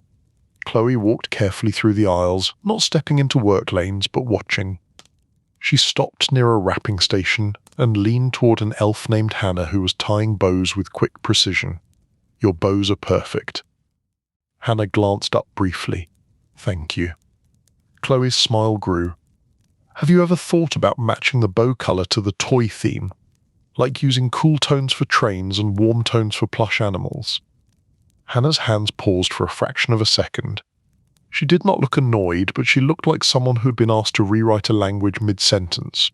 "We matched the bow color to the inventory batch." Chloe nodded. "Right. Efficiency. That makes sense. I just thought there might be a way to do both." Hannah returned to the bows. "Maybe after Christmas." Chloe laughed softly, accepting the boundary. "Fair." She moved on, pausing near a station where two elves were checking toy quality. Their faces were serious. Chloe watched quietly for a moment, then spoke gently. "This is intense." One of the elves glanced up. "It is December." Chloe nodded. "Yes. I keep learning that December is its own personality." The elf offered a small smile. "It is not a nice personality." Chloe smiled back. "Neither am I sometimes. We can relate." Santa watched Chloe as she moved through the workshop. He saw her trying to connect and trying not to disrupt. He saw her learning to respect pace and process. He also saw her frustration flicker now and then, the subtle impatience of someone who wanted belonging to happen faster. Santa understood that impatience more than he wanted to admit. He had been impatient too, once, but his impatience had been aimed at the world, not at feelings. Bernard approached Santa with his clipboard. "We need to talk about the photo plan." Santa nodded. "What do you need?" Bernard flipped a page. A clear list. Where, when, who. No wandering, no surprises. And we need to define what Chloe can request and what she cannot. Santa's eyebrows rose. Define request. Bernard's eyes remained sharp. She will want to adjust things. That is her nature. We must decide how many adjustments we can absorb without breaking momentum. Santa exhaled slowly. How many? Bernard thought. 1, maybe 2. Anything beyond that becomes a project. Santa nodded. 2. Bernard made a note. 2. Mia joined them holding a small box of ornament hooks. Also, Chloe asked if we could set up a small corner in the main aisle that looks cozy for photos. Just a chair, a wreath, a lantern, no fire. Bernard stared. A cozy corner. Mia kept her tone gentle. A contained, cozy corner. Bernard rubbed his forehead lightly. If we build it, we must ensure it does not block the pallet route. Santa nodded. Put it near the wall, away from the lanes. Bernard looked at Santa as if Santa had just volunteered to carry a problem. You are approving this. Santa's voice was steady. I am, but we do it right. Bernard's tone remained dry. Doing it right will take time. Santa looked at him. Then we schedule the time. Bernard's eyes narrowed because he did not like when Santa used Bernard's own logic against him. Fine. The afternoon moved forward. The workshop settled into the familiar grind of production. The garland remained in place, behaving. The wreaths stayed on their hooks. The lights stayed far from anything that could melt. The decor was not destroying the workflow, which meant Chloe had either learned quickly or had gotten lucky. Chloe returned to the cabin in the early afternoon to change into an outfit she described as cozy but presentable. Santa did not fully understand what that meant, but he had learned not to question certain phrases unless he wanted an hour-long explanation. When Chloe came back, she wore a simple sweater and a coat that looked warm enough for the North Pole without looking like survival gear. She carried a small bag, which Santa suspected contained items that were both unnecessary and somehow critical. She met Santa near the office and smiled. I am ready. Santa nodded. We will do this quickly. Chloe's smile stayed gentle. Quickly and beautifully. Santa glanced toward Bernard. Quickly. Bernard appeared as if summoned by the word. Everyone is in place. The photo corner is set. Evelyn has arrived. Santa blinked. Evelyn. Chloe's smile widened. I asked her for a few ticks. She is discreet. She understands optics. Bernard's eyes narrowed. Optics are not our product. Chloe kept her tone calm. Trust me. Reassurance is part of the magic. Santa felt a small tension in his chest. He did not love that Chloe had invited Evelyn without telling him. But he also remembered Evelyn's calm competence in New York, and he knew Chloe was trying to do this responsibly. They walked toward the photo corner. It had been assembled with surprising restraint. A sturdy chair, a simple wreath on a stand, a lantern that was clearly decorative and contained no flame, a soft cloth draped over a small table holding a tray of cocoa mugs. It looked cozy without becoming a stage. Evelyn stood nearby with a small camera and a calm expression. She wore a winter coat that looked professional. Her scarf was plain. Her presence carried the energy of someone who could guide a moment without taking it over. Evelyn greeted Santa with quiet respect. Good to see you again. Santa nodded. Good to see you. Chloe stepped closer to Evelyn. Thank you for coming. Evelyn's tone was even. This will be quick, simple, calm, no drama. Bernard looked at Evelyn. Thank you for respecting our values. Evelyn glanced at Bernard. Your values are mostly panic prevention. I respect that. Bernard did not smile, but he looked slightly less threatened. Mia approached with a clipboard of her own, which was the North Pole version of dressing up. The window is now. We have a short lull. Let us do it. Evelyn nodded. Perfect. The first photos were easy. Santa stood beside the chair, hands resting calmly. Chloe stood near him, not clinging, but close enough to look like she belonged. Evelyn guided them with minimal words and gentle gestures. There was no fuss, no endless retakes. Chloe stayed surprisingly restrained. She adjusted her own hair once, then stopped herself. She glanced at Santa's coat, then let it be. She kept her hands still, like she was practicing being present instead of controlling. Santa appreciated that more than he could say. Evelyn took a few shots of Santa alone, then a few of the workshop in the background, careful to avoid revealing anything that should remain private. She moved efficiently, like someone who had learned that the best photos were captured before people had time to start think about their faces. After a few minutes, Chloe leaned towards Santa, voice soft. "Do you want help or do you want peace?" Santa felt warmth move through him at the memory of that question. He answered honestly, "Peace." Chloe nodded and stepped back, letting Santa hold his calm. Evelyn lowered the camera. "That is enough. We got what we need." Bernard looked relieved. "Good. Remove the corner." Chloe blinked. "Remove it." Bernard nodded. It served its purpose. If it stays, people will start treating it like a lounge. Chloe opened her mouth, then closed it, catching herself. She glanced at Santa, then nodded. "Okay, remove it." Bernard looked slightly surprised. "Thank you." Chloe smiled gently. "I am learning to let things be temporary." Evelyn watched her, expression thoughtful. That is the healthiest sentence I have heard all week. As the photo corner was dismantled, the workshop returned to its normal rhythm. The decor remained subtle, but the set feeling fading.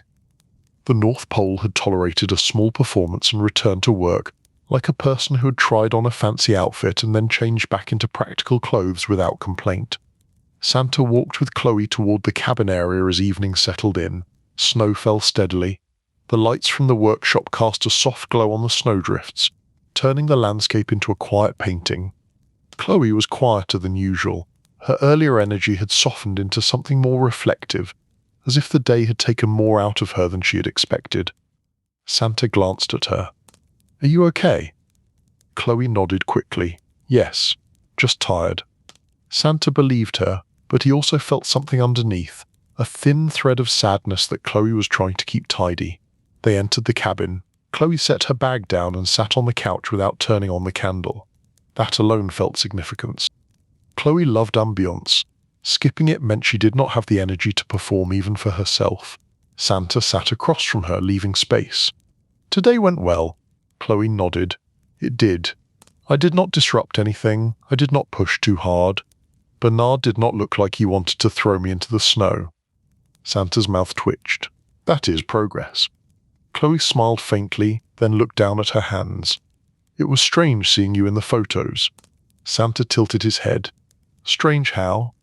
Chloe took a breath. "You look so solid, like you belong to everyone, like you are a public building with a warm roof, and I am standing next to you like a seasonal decoration." Santa felt his chest tighten. "You are not a decoration." Chloe's voice stayed soft. "I know you say that, and I believe you want it to be true. But sometimes I feel it anyway." Santa leaned forward slightly. "Tell me." Chloe hesitated, then spoke slowly, as if choosing words carefully so they did not turn into drama. "In New York, I am busy. I am surrounded. People talk to me all day. People need things. I am good at being needed, but it is loud, and it is shallow sometimes. Then I met you, and you were quiet. You looked at me like I was a person, not a tool, and I thought finally something steady." Santa listened without interrupting, his face calm. Chloe continued. "Then I came here, and you are steady, but you are also everyone steady. The elves need you, the world needs you, even the reindeer need you. I am trying to fit into a life that is already full, and I keep thinking I have to earn the space. That is why I do things. That is why I plan. That is why I optimize. I am scared that if I stop, you will remember you were fine alone." Santa felt the truth of that land in him heavy and clear. He spoke gently. "I was fine alone in the way a person can be fine without music. You survive. You function. But it is quiet in a way that becomes a habit. I did not realize how quiet it was until you arrived. Chloe looked up, eyes shining but controlled. So you do want me here? Santa nodded. I do, but I need you to believe that without performing for it. Chloe let out a slow breath. That is hard for me. Santa's voice stayed steady. Then we make it easier. We schedule time that is just ours. Not photo time, not production time, just time. Chloe nodded slowly, like a real thing. Not a favor, like a real thing. Chloe's shoulders relaxed a fraction, as if she had been holding herself tight all day. She looked at Santa, and the sarcasm returned softly, like a blanket placed over a fragile moment. I am going to be the first person in history to require a romantic schedule approved by elves. Santa smiled. In December, romance must file paperwork. Chloe laughed quietly, the sound warm and small. Okay, then file it. Santa stood and walked to the table where he kept a notepad. He picked up a pen and wrote slowly, then turned the paper toward her. Daily protected time. A short walk outside or cocoa by the fire. No work talk unless you ask for it. Chloe looked at the words and nodded. That would help. Santa wrote another line. One day a week where you help with a real task, something contained, something meaningful. Chloe's eyes widened. I get a task. Santa nodded. Safely. Chloe smiled. I will be so responsible. Santa wrote one more line. If you feel small here, you tell me. You do not fix the feeling by decorating. Chloe laughed, then nodded. That is fair. Santa put the pen down and sat again. You are not an accessory. You are not a distraction. You are someone I want in my life. The work is loud, but that does not mean you have to be quiet about what you need. Chloe's eyes softened. Thank you. They sat in calm silence for a while. Snow pressed gently against the window. The cabin held quiet warmth, not from candles or decor, but from honesty. Eventually, Chloe leaned back and let her head rest against the couch. I will still want to improve things sometimes. Santa nodded. I know. Chloe smiled faintly. I will ask first. Santa smiled. Thank you. Chloe closed her eyes for a moment, then opened them again. Also, I am never touching Bernard's plates again without permission. Santa's smile widened. That might be the most important rule of all. Chloe laughed softly. He scares me a little. Santa's voice held gentle humor. He scares the calendar. Chloe's laughter warmed the room, and for a moment the season felt less heavy. Outside, the North Pole remained what it had always been, disciplined and bright against the dark. Inside, Santa and Chloe sat together in a calmer kind of holiday magic, the kind that did not need a set to feel real. Chapter 6. The List That Broke the Sleigh. The list began the way most trouble begins, quietly, with good intentions and a pen that did not understand consequences. Santa found it on the kitchen table in the cabin, placed neatly beside the cocoa mugs like it belonged there. The paper was clean, the handwriting was careful, and the title at the top tried to look harmless. Holiday Wants and Needs. Santa stared at the phrase for a moment and felt the familiar December pressure tighten slightly. Wants and needs were already his entire job. Seeing them in his private space was like finding snow inside your boots. Technically expected, but still personal. Chloe stood near the window watching snow drift past the glass. She looked calm, cozy, and pleased with herself, which meant she was about to request something that would take 3 hours and come with a safety briefing. Santa picked up the paper. What is this? Chloe turned with a gentle smile. My list. Santa kept his voice warm. Your list of what? Chloe stepped closer and pointed lightly to the title, as if the meaning was obvious. It is just some things that would make the season feel more romantic, and a few practical items, nothing crazy. Santa scanned the first few lines. More candles in the cabin, soft lighting in the morning, a specific kind of cocoa topic, matching stockings, a winter coat upgrade for Santa that fits better, a music playlist for evenings, a photo album that starts with our first day. Santa blinked slowly. Chloe. Chloe lifted her hands, innocent. It is normal. People do lists. Santa looked up. People do lists in stores. They do not do lists for Santa. Chloe smiled. That is why it will be fun. Santa read further. A date night with no interruption. A tree decorating night with new ornaments. A quiet walk under the lights. A gift exchange. A surprise for the elves. A charity visit. A holiday dinner with a guest list. Santa lowered the paper slightly. A guest list. Chloe nodded. Just a few. Evelyn, maybe. A couple of people I know. It could be nice. No huge. Santa's eyebrows rose. Chloe, I live with hundreds of elves. Chloe laughed softly. I mean humans. For you. So you do not feel like you only exist at work. Santa did not know which part of that to respond to first. He chose the one that would keep the cabin calm. This is a lot. Chloe's smile tightened slightly. It is not a demand. It is a list. It is just information. Santa glanced back down and saw that the paper continued. The list had a second page. That page had a third. Santa took a slow breath and looked at Chloe. How many pages? Chloe hesitated, then gave him a brave smile. 3.5. Santa blinked again. 3.5. Chloe nodded quickly. But some are tiny, like getting peppermint bark. That is easy.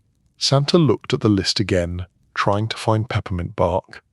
He did find it, but it was surrounded by items that did not belong to any definition of easy. A romantic sleigh ride practice, a cabin makeover, a wardrobe refresh, a holiday portrait for the world, a private portrait for us, a new tradition. Santa set the papers down carefully, as if sudden movement might cause them to multiply. Chloe, this month is already full. Chloe's face softened. I know. That is why I wrote it down instead of asking you every day. Santa nodded. I appreciate the intention. Chloe stepped closer, voice gentler, a little vulnerable. I am trying to do it right. I am trying not to interrupt you all the time. I am trying to be organized like you. Santa felt a small warm pull in his chest. She was trying. She just did not realize that being organized at the North Pole did not mean making more plans. It meant protecting the few plans that mattered. Santa tapped the papers lightly. We need to talk about this list. Chloe nodded. Okay, we can go through it together. It will be fun. Like planning. Santa managed a small smile. You really love planning. Chloe's smile returned. It is how I feel safe. Santa nodded, understanding.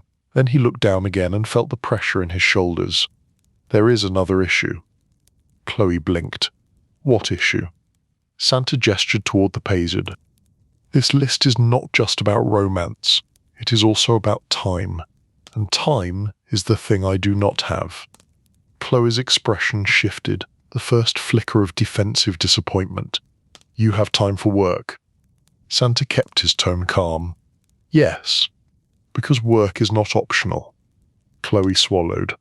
And I am optional. Santa's chest tightened. The words were quiet, but they carried weight. No, you are not optional. But you are new, and this season is old. Chloe stared at him. That sounds like you are telling me I arrived at the worst time. Santa nodded slowly. You did. Chloe's face went still. I cannot change when I met you. I know. Chloe stepped back, breathing carefully, as if she was trying to keep her emotions from tipping into something louder. So what do we do?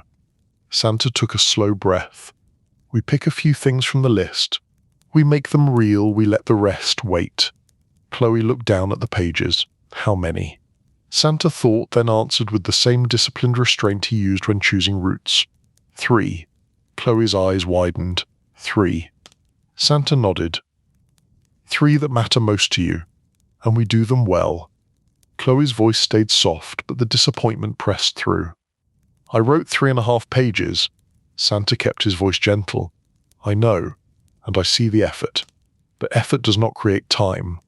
Chloe sat down slowly on the couch, looking at the pages like they had personally failed her. Santa sat across from her, leaving space. Pick 3. Chloe stared at the list for a long moment. Her face moved through thought, hope, calculation, and quiet frustration. Finally, she pointed to a line. A date night with no interruptions. Santa nodded. Yes. Chloe pointed to another. A tradition, something that is ours. Santa nodded again. Yes. Chloe hesitated, then pointed to a third. A holiday dinner.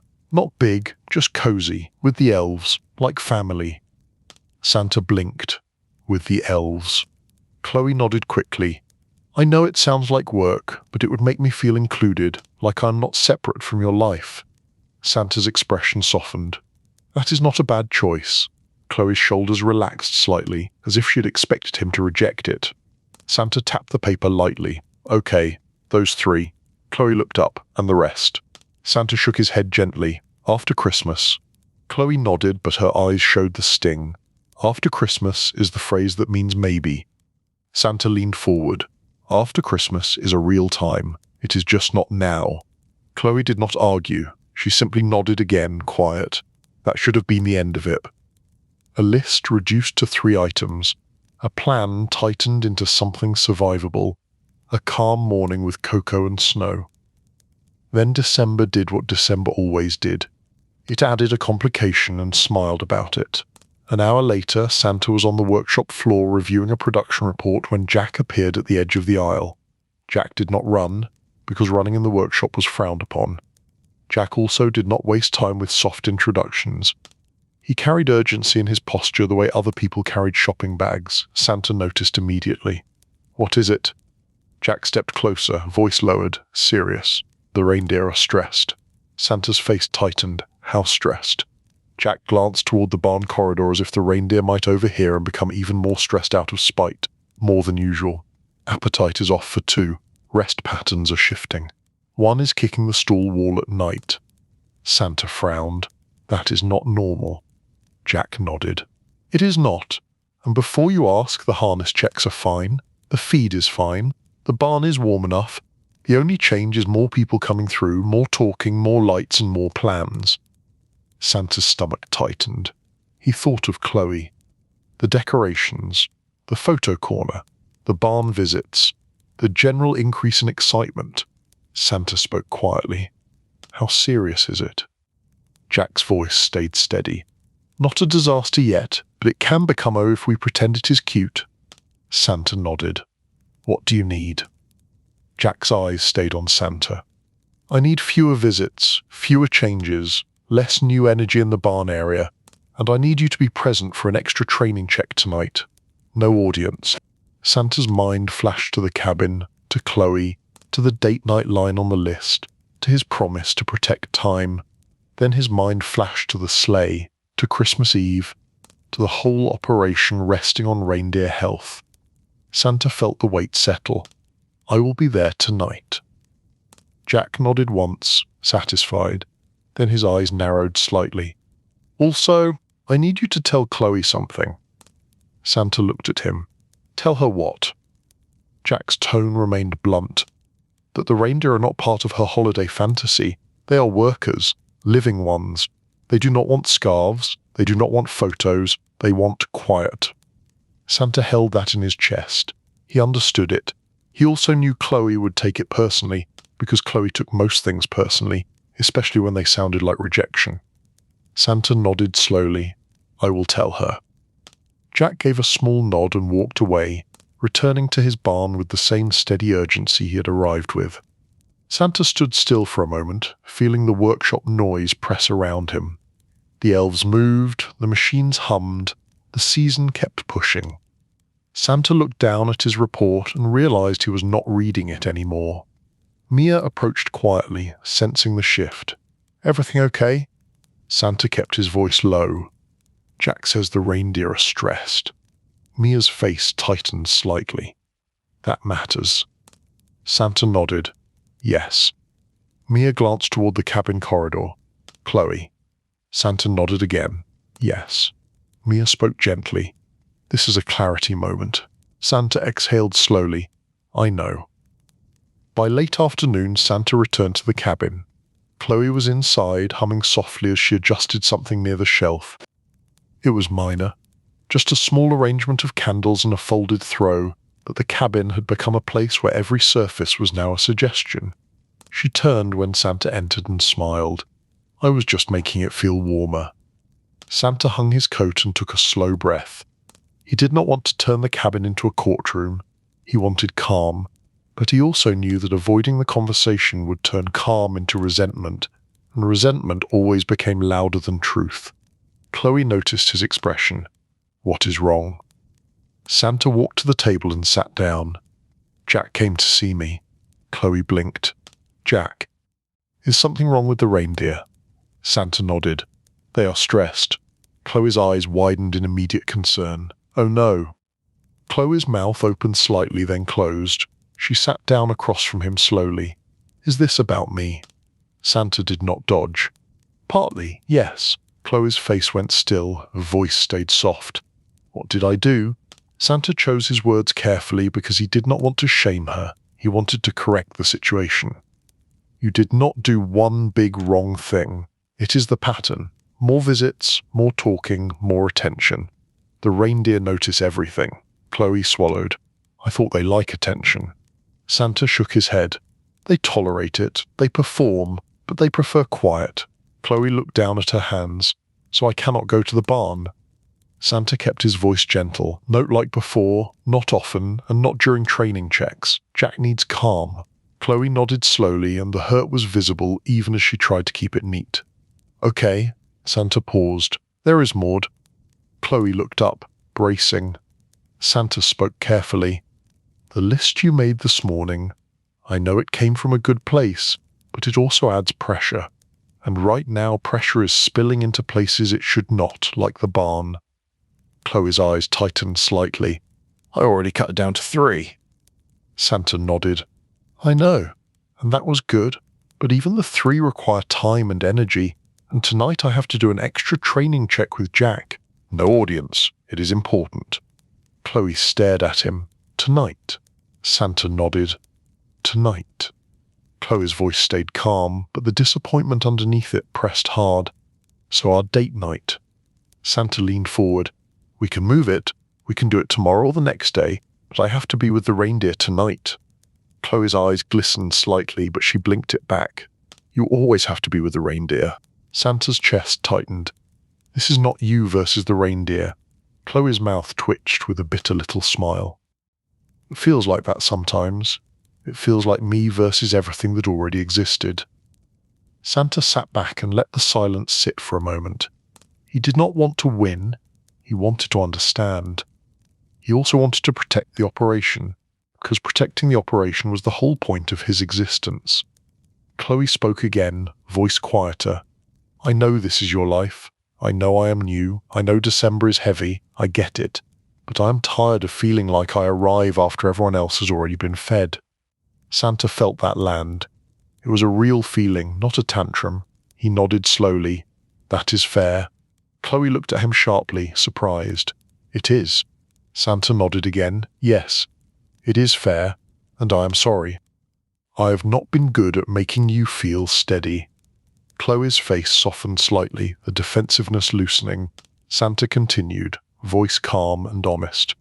But I need you to hear something clearly. I cannot be 2 full people in December. I cannot be Santa and also be a boyfriend with unlimited time and attention. I can be a boyfriend with real time, protected time, honest time, but it will be limited. If we pretend it is not limited, we both get hurt. Chloe stared at him, breathing slowly. Her voice was small. So what am I supposed to do when you get pulled away? Santa did not rush the answer. You tell me you are disappointed. You do not punish me with silence. You do not try to fix the feeling by adding more plans, and you do not try to compete with the works. Because you cannot win against Christmas, and I do not want you to try.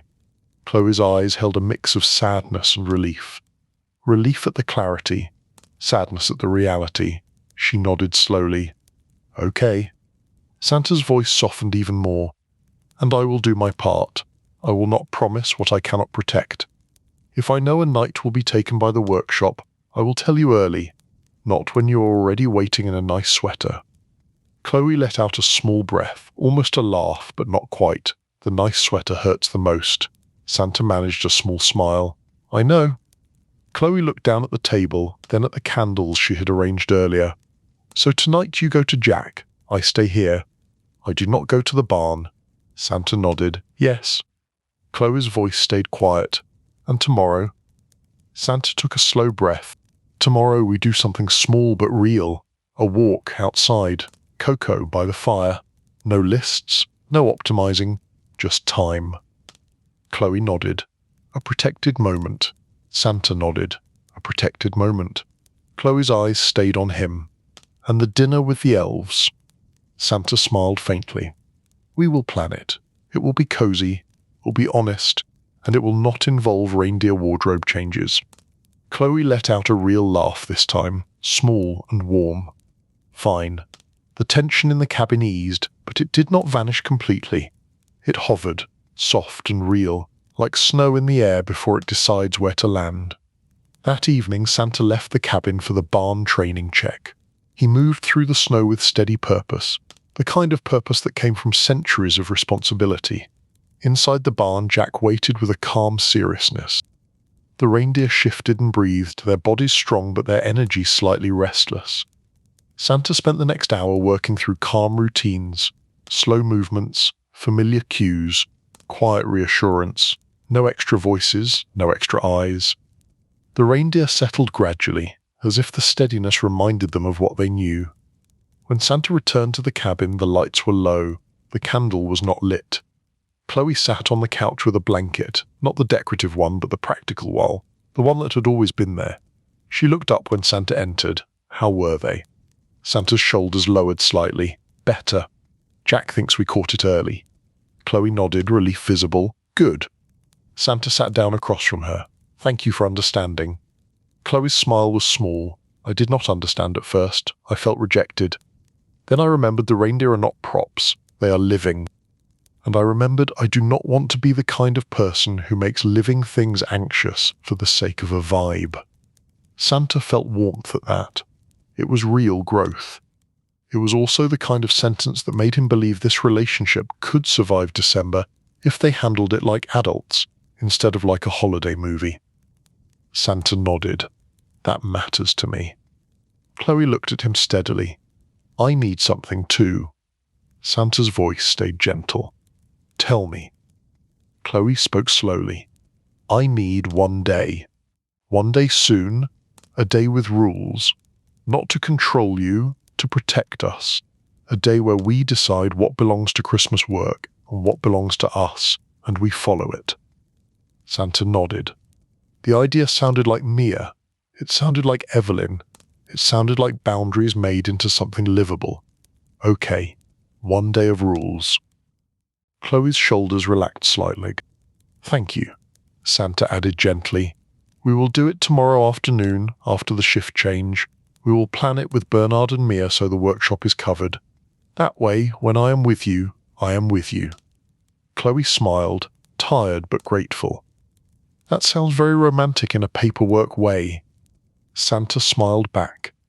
In December, romance needs a clipboard. Chloe's laughter was quiet, warm, and sleepy. The cabin settled into calm again, the kind of calm that comes after honesty has done its work. Outside, snow fell steadily. Inside, two people sat together, learning how to love without turning the season into a competition. Chapter 7. London, Luxury, and the Problem of Being Watched. The North Pole learned about London before Santa did. That was how it worked now. Santa would think he was having a quiet morning of reports and cocoa, and then a plan would appear like snow that had already decided where it wanted to land. The plan arrived in the form of Evelyn Hart, because Evelyn did not drift into a place by accident. She arrived with purpose, a tidy coat, and the calm expression of someone who treated chaos as a scheduling error. Evelyn met Santa and Chloe in the office corridor, away from the main floor. Bernard hovered a few steps behind, clipboard in hand, pretending he was not listening while clearly listening with the full devotion of a man who feared surprises more than storms. Evelyn kept her voice low and practical. I have arranged a discreet holiday charity visit in London. It is small, controlled and respectful. No crowds, no cameras invited. It will give you a public moment that does not turn into a public mess. Chloe looked pleased immediately, the kind of pleased that meant she could already see the narrative lining up nicely. Santa looked wary immediately, the kind of wary that meant he could already see the schedule collapsing. London. Evelyn nodded. London. One day. Short window. Clean entry and exit. A small gift handoff and a quiet visit with staff. The point is reassurance. People are anxious this time of year. A calm public moment settles nerves. Bernard moved one step closer, clipboard angled like a warning sign. Public moments do not stay calm. Evelyn looked at Bernard with mild appreciation. That is why I planned it like a military operation disguised as kindness. Bernard did not smile, but his shoulders lowered a fraction, which was the closest thing to agreement he offered. Chloe turned to Santa, eyes bright. This could be good. You always do quiet charity work, but no one sees it. This is a way to do it without turning it into a circus. Santa held the look for a moment. He did not like being watched. He did not like being discussed. He liked the North Pole because the snow did not ask questions. Still, he remembered Chloe's fear of feeling temporary. He remembered the way she had looked in the photos, like she was standing beside a public building, unsure if she had permission to exist there. Santa took a slow breath. If we do this, we do it with rules. Evelyn nodded. Already written. Bernard made a small sound that might have been approval and might have been indigestion. Mia appeared at the corridor entrance because Mia had developed a sixth sense for conversations that would affect morale and time, a travel plan.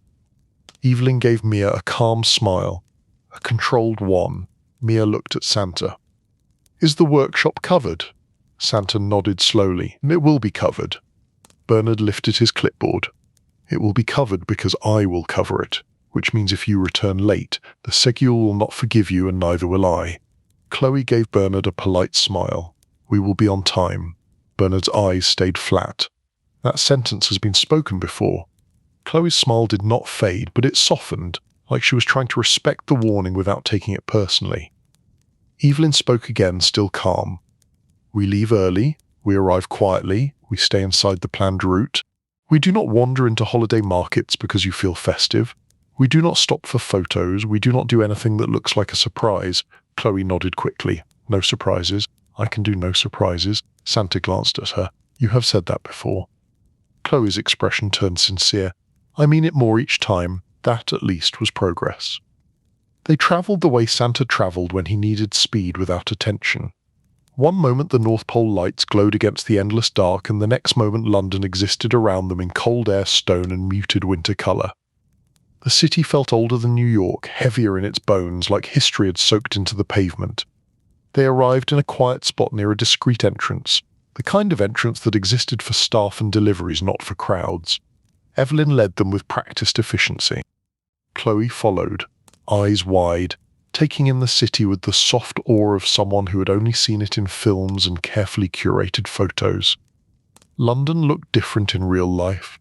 Not shinier, just deeper. The air carried a faint scent of river cold and traffic and winter food. The sky was pale and low, like it had decided to stay close. Chloe breathed in slowly. This feels like a story. Santa looked around, hat pulled low, coat plain, posture steady. It feels like responsibility with better architecture. Evelyn glanced back at them, amused. That is the best description of London I have heard in years. They entered the charity location through a staff corridor. It was clean, quiet, and calm. The staff greeted them with polite warmth and a professional kind of awe that did not demand anything. Santa appreciated that. Chloe appreciated it too, though for different reasons. In Chloe's world, admiration usually came with requests. Here, admiration came with restraint. It felt unfamiliar, and for a moment she looked slightly unsure where to place her hands. Evelyn kept things moving. A brief greeting, a quiet handoff of gifts, a short moment with staff who had worked hard through the season. Nothing theatrical, no grand speeches, just calm gratitude. Santa spoke warmly to the staff, his voice steady and sincere. He thanked them for what they did. He acknowledged the season could be heavy. He offered kindness without turning it into performance. Chloe watched him with an expression that slowly softened from excitement into respect. She had known he was kind. She had not fully understood how grounded his kindness was, how it did not need applause to exist. When it was Chloe's turn to speak, she kept it simple. She thanked the staff. She smiled. She did not try to become the center. She stood beside Santa and let that be enough. After the visit, Evelyn guided them out again through quiet corridors and into a waiting car. The driver was professional and said very little, which Santa considered a gift. They moved through London streets with a soft hum of traffic. Holiday lights glowed in some windows, understated and elegant. The city did not scream Christmas, it wore it like a scarf. Chloe pressed her gloved hand lightly against the window. "It is beautiful." Santa nodded. "It is calm for a city." Evelyn looked at Santa in the rearview mirror. "It is calm if you do not stand in the wrong place at the wrong time." Chloe glanced at Evelyn. "What is the wrong place?" Evelyn answered without drama. "Anywhere you can be photographed." Chloe's face tightened slightly. "That is everywhere." Evelyn nodded. "Yes." The car stopped near a quiet street where Evelyn had arranged a short private stop. Not a tourist moment, not a market, not a crowd. Just a calm place where they could breathe and drink something warm. They stepped into a small cafe with soft lighting and low voices. The air smelled like tea and baked goods and winter patience. Santa felt his shoulders lower again, the way they always lowered when noise did not demand anything from him. Chloe ordered tea, then looked at Santa. "Do you want help, or do you want peace?" Santa gave her a small smile. "Peace." Chloe nodded and handled the ordering without making it a production. They sat in a corner. Evelyn took the seat that gave her a view of the entrance, as if she was guarding them from the world with nothing but posture and calm authority. For a few minutes it was quiet. Chloe sipped her tea slowly, eyes drifting to the window. Santa watched her, noticing the way her expression shifted. In New York, Chloe had looked energized by being in motion. In London she looked thoughtful, even slightly unsettled. Santa kept his voice gentle. "You are quiet." Chloe blinked as if returning from a distant thought. "Yes." Santa waited. He had learned that Chloe needed a little space before she could speak honestly. If pressed too quickly, she would fill the space with brightness. Chloe spoke softly. Everyone was so polite. Santa nodded. They were. Chloe's eyes stayed on her tea. They looked at me like I was part of something. But not in a warm way, more like I was part of a headline that had not been written yet. Evelyn spoke calmly without looking away from the door. "That is because you are." Chloe's shoulders tightened. "I do not like that." Evelyn's voice remained even. Nowhere does. Some people pretend they do. Santa watched Chloe, then spoke gently. "This is different from the North Pole." Chloe nodded. "At the North Pole, the elves see me as a person, or at least as a person who might cause trouble but can also bring muffins." Santa smiled faintly. Muffins were a strong diplomatic move. Chloe gave a small laugh, then the laugh faded. "Here I felt watched. Not by strangers, by the idea of strangers, like there is always an invisible crowd waiting." Santa nodded slowly. He understood that feeling. He had lived with it for centuries, but he had hidden from it behind snow and distance and the myth of being unseen. Chloe looked up at him. "Is this what it is like for you? Outside the North Pole?" Santa considered it honestly. "Yes, and I do not enjoy it." Chloe's eyes softened. "Then why do you do it at all?" Santa kept his voice calm. "Because the work matters, and sometimes the world needs reassurance." Chloe looked down again. "I thought I wanted the public part. I thought it would feel glamorous. But it does not feel like affection. It feels like curiosity, like I could be replaced with anyone who fits a story." Santa felt that land in him. It was the same fear Chloe had spoken about before, Jet's wearing a different coat. Evelyn finally turned from the door and looked at Chloe directly. "Admiration is not affection. Attention is not care. And the faster you learn that, the safer you will feel." Chloe swallowed. "I do not want to be a story."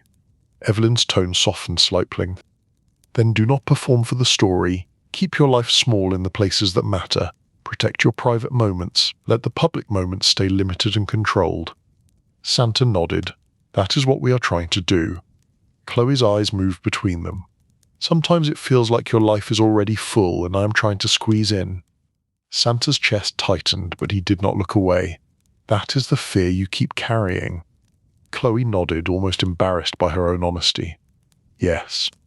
Outside the cafe, the winter afternoon moved slowly, grey light settling over the street.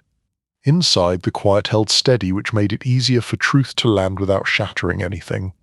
Evelyn's phone buzzed. She checked it quickly, and her expression shifted, small but noticeable.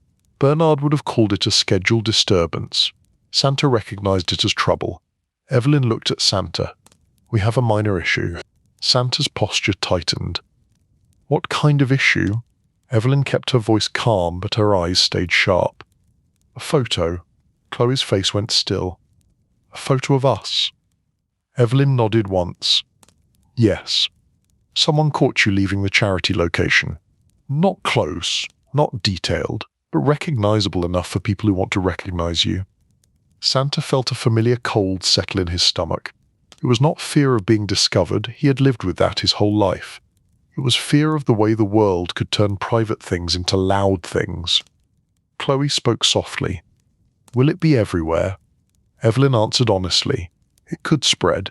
It depends on who pushes it and how the story is framed. Santa looked at Evelyn. Can you stop it? Evelyn shook her head slightly. I can try to contain it, but the internet does not do containment. It does appetite. Chloe's hands tightened around her teacup. What will they say? Evelyn kept her tone practical. They will speculate. They will exaggerate. They will decide who you are based on a single image. They will judge your age difference. They will judge your appearance. They will judge your intentions. They will judge your coat. Chloe's mouth opened slightly, then closed. Her eyes flicked to Santa. I do not want to hurt you. Santa's voice stayed steady. You are not hurting me. The world is just being the world. Chloe's expression tightened with guilt anyway. I asked for New York. I asked for photos. I asked for public moments. I keep pulling you into places where people can see us. Santa reached across the table and placed his hand over hers, warm and grounding. Chloe looked up at him, eyes shining. It still feels like I did something wrong, like I am the reason your quiet life gets noisy. Santa's voice remained calm. My quiet life has always been noisy in the places I avoid. You did not create that. You just revealed it. Evelyn watched them, then spoke with calm authority. Here is what we do. We do nothing dramatic. We do not chase the story. We do not add fuel. I will send a quiet note to the outlet that posted it and request restraint. Some will listen, some will not. If it spreads, we stay silent. Silence is not weakness. Silence is strategy. Chloe nodded slowly, trying to absorb it. And the North Pole. Evelyn looked at Santa. The North Pole stays quiet if you do not bring the noise home. When you return to work. You do not react publicly. You do not let this become your whole day. Santa nodded, agreed. Chloe looked down at her hands, then spoke in a voice that was softer than usual, stripped of sparkle. I need to say something. Santa waited, steady. Chloe swallowed, then spoke slowly. I am scared I am temporary. The words landed in the quiet like snow landing on a branch, soft but heavy enough to change the shape. Santa held her gaze. Tell me what you mean. Chloe's voice stayed calm, but the emotion underneath it was raw. I am young. You are Santa. You are tradition. You are forever. I am a person with a suitcase and some sweaters and a list that was too long. When people see us, they do not see love. They see a story. And stories like this end with the young girlfriend disappearing quietly when the season ends. Everyone will assume that is what happens. And part of me fears they are right. Santa felt a deep ache in his chest, not because the fear was irrational, but because it was honest. He had been single a long time. He had not built space for someone else. Now someone else was trying to live inside a life that belonged to the world. Santa spoke gently. Do you want to leave after Christmas? Chloe shook her head quickly.